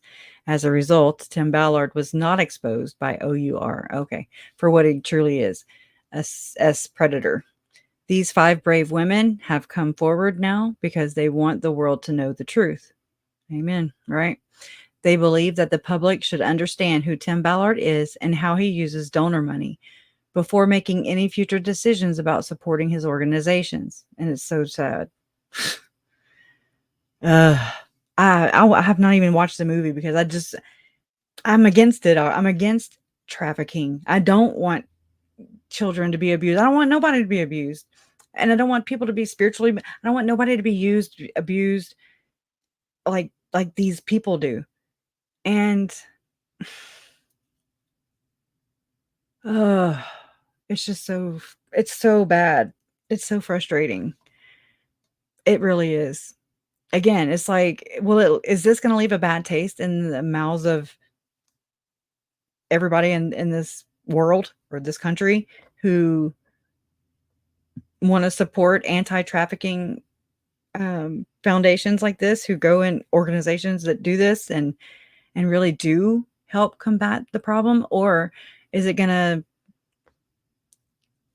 leave a bitter taste in everybody's mouth also, and veer them away from supporting organizations that do actually, they're not Tim Ballard and they aren't doing ruses and stupid shit. Okay. But it's like a fraud. You can see him from a mile away. Jeez. Blah. All right. It is expected that additional lawsuits by additional victims will be filed in the upcoming month. It is also known that there are additional victims that are still weighing whether to come forward. Please come forward. You got this. It is also known, I already said that, the 5 women that have filed this lawsuit ask that you give those still struggling with whether to come forward the time and space to proceed what has happened to them and to determine what future course of action they desire to take. The tragic irony is not lost on these 5 women that Tim Ballard literally trafficked them for his own and egotistical gratification, all while using the noble causes of fighting trafficking and serving God is as his ruse. Right? There's a church. Same thing. Same thing. These brave women ask for your patience and privacy at this time while discovery in this case proceeds. That was September 9th, 2023. That's the day Tylee was murdered. That was also President Nelson's birthday. Anyways. All right. But basically it was I already forgot what I came to look for. But I don't know. Plaintiffs, that's just okay, hold on. So this is against defendant Timothy Ballard, aka Tim Ballard, is an adult citizen and resident of the state of Utah. Operation Underground Railroad is a Utah nonprofit company. Defendant, the Spear Fund is a Utah. Is it incorporated? I remember Lynn Packer saying it wasn't yet, or something. Is a Utah corporation? Guess it is. Defendant Rockwell Group.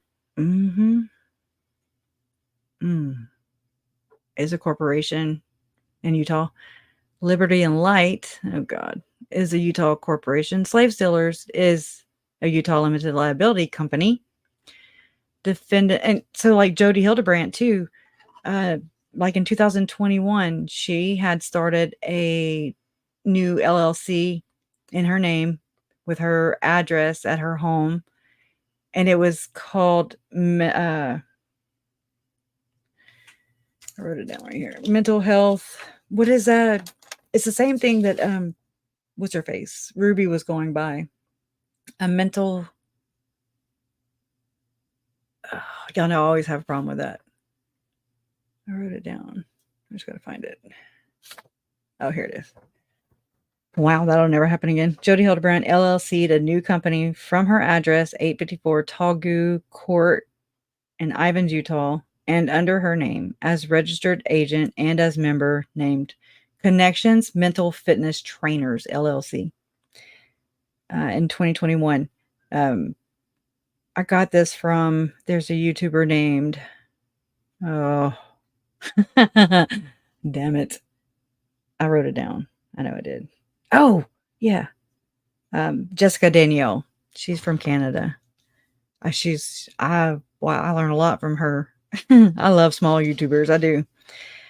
But anyways, when she said that when they all stopped talking publicly, like on the websites and stuff about Connections classrooms, they had LLC Connection Mental Fitness Trainers. And it's so there was like a transition, right? So that's just a little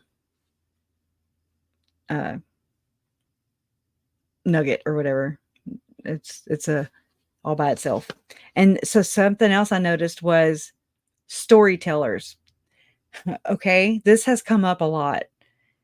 And so I heard it from, I'm looking.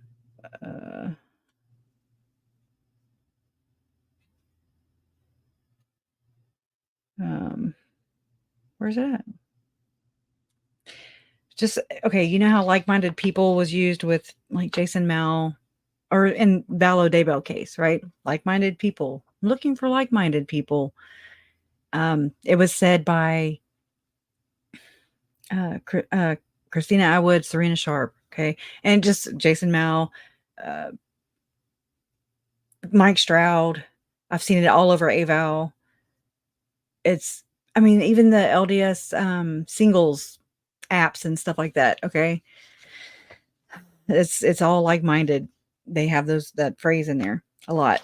Well, I've noticed with Tim and a lot of his associates, storyteller. And I'm like, okay. Once I hear it twice or from 2 different sources or something like that, it becomes a pattern. And I'm just like, okay, what's going on with that? What's really going on? So, I don't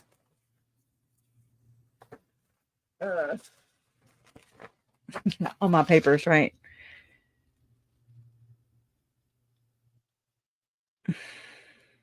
Okay. This is just stuff I wrote down. Truth is that both the Mormon Church and Apostle M. Russell Ballard have historically, perhaps even excessively, supported Tim Ballard as well as his venture with OUR. The church, oh my God, the church has article after article of Tim Ballard, OUR, which is Ballard's nonprofit organization. Tim's books, movies like Operation Toussaint, which refers to corroborates operation done in Haiti, where Tim used a Utah psychic to. I'm sorry, I'm reading my own damn handwriting. It's bad.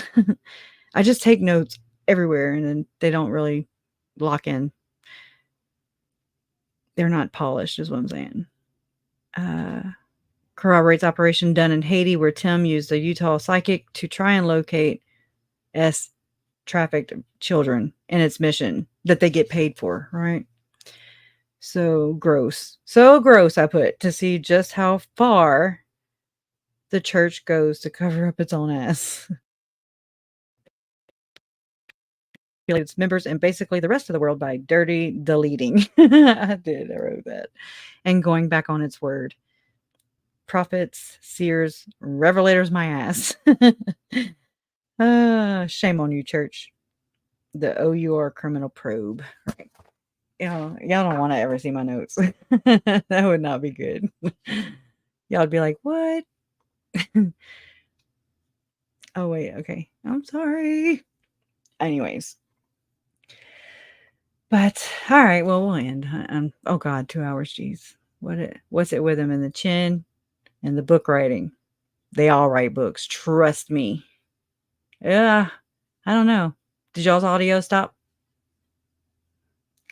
Rombo. Timmy Boy wants to be an award-winning author. And he was well on his way right there because the church was right there attaboying him, you know?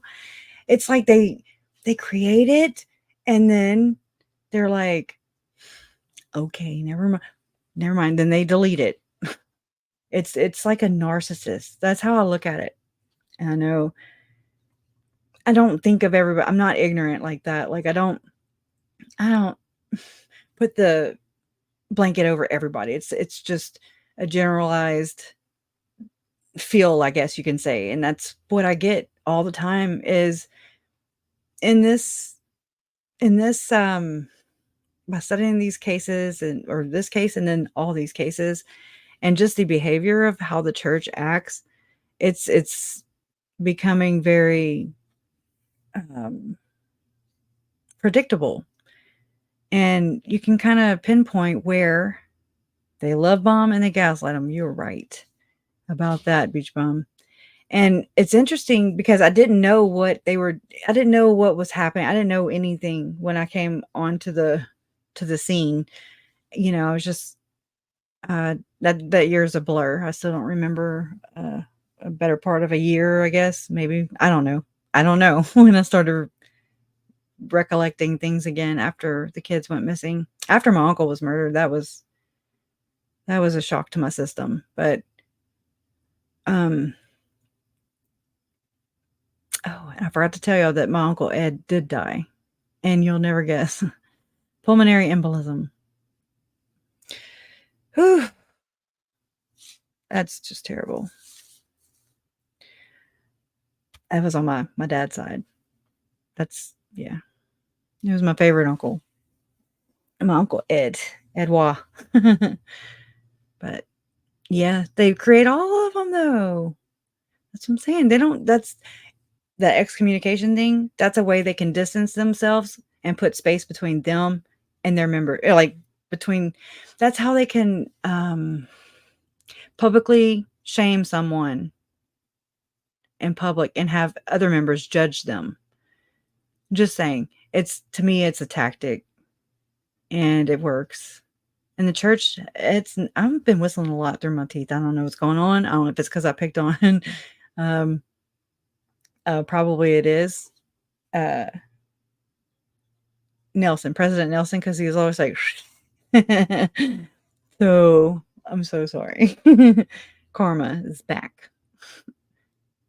I already forgot what I was going to say because I whistled and threw myself off.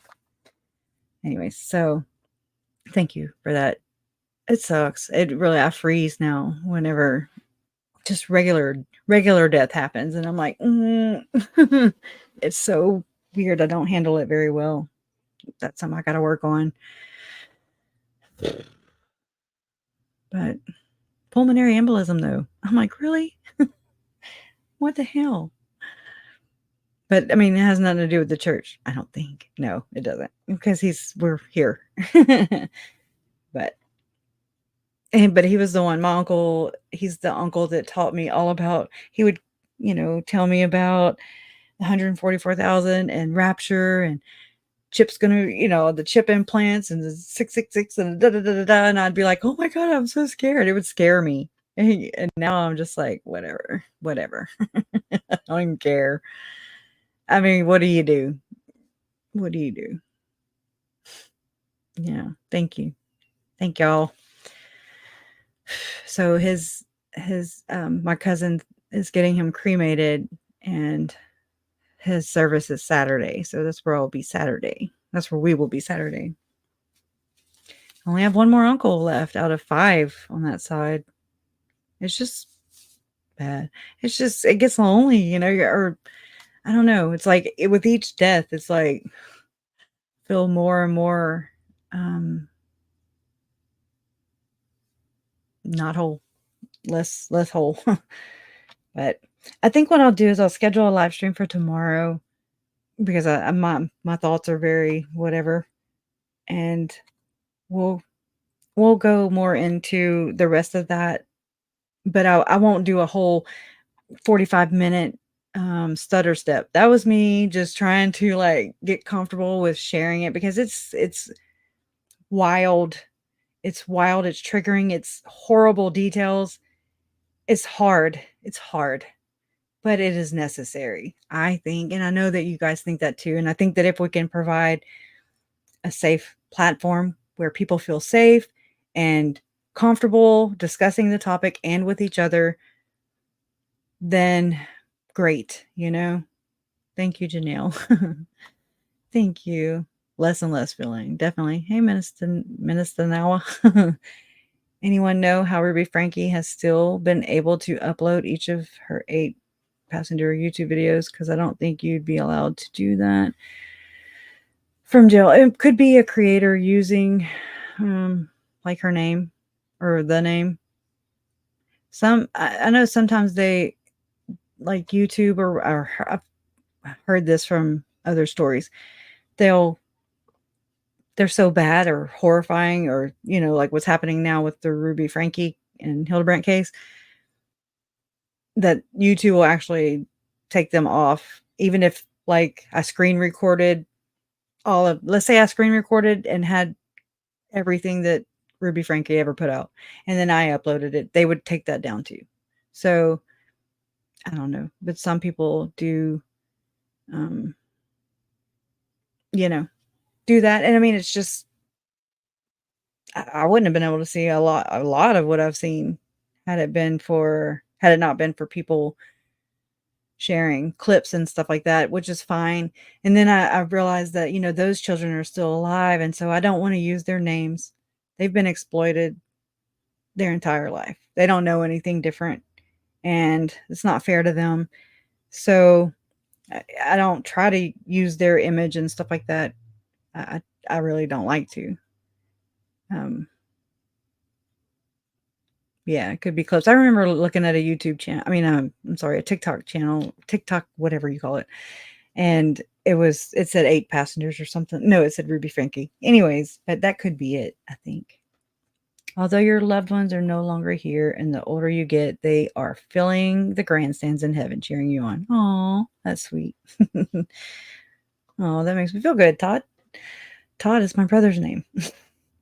And then they named me Cresha before Todd came along. I'm like, what the hell? Yeah, it would make sense. Yep. But because trust me, they get to censor our asses. Yeah, they do.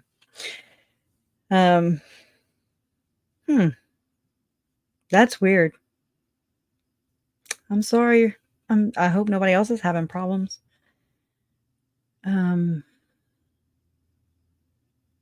We so appreciate each and yes, we do. That thank you for saying that, Jamie. Blah, blah, sorry, beach bum. We so appreciate each and every one of you for spending your time with us. Your support means the world, and it does. Thank you. Justice for Tylee, Charles, Tammy, JJ, and Joe. And we will schedule for tomorrow. Y'all want it like, I don't know. I'll just schedule probably later. I'm thinking like 8 Central or earlier. I don't know. Okay, Mohawk Mom says that, oh, if the channel is banned, the creator can lose their channel as per the new rules YouTube has. They always have some new rules in there. I'm like, what? There's a lot of rules. And they let me know when I mess up. You got kicked out of 10 Sunday? See you later too. Later, Todd. Todd and a God Mod Squad. Okay, I had to go there. It's corny and stupid, and I just had to say it. The kids and Charles, as sad as it is greeted, the kids and Charles, as sad as it is, greeted him, and that is really something. Oh, thank you, Eric. That's sweet. Thank y'all. Thank y'all for being here. Thank y'all for the support, whether it's by purchasing the merchandise, or being here, hitting the like button and sharing it out. And by using super chat and super stickers, and any way of support is appreciated. Any just you being here. I mean, it just fills my heart. It really does. And it keeps me going. That's the only thing that keeps me going. You guys are the only thing that keeps me going. So just know that. And I appreciate you for that. And anyways, love always wins. And you guys are proof of this. And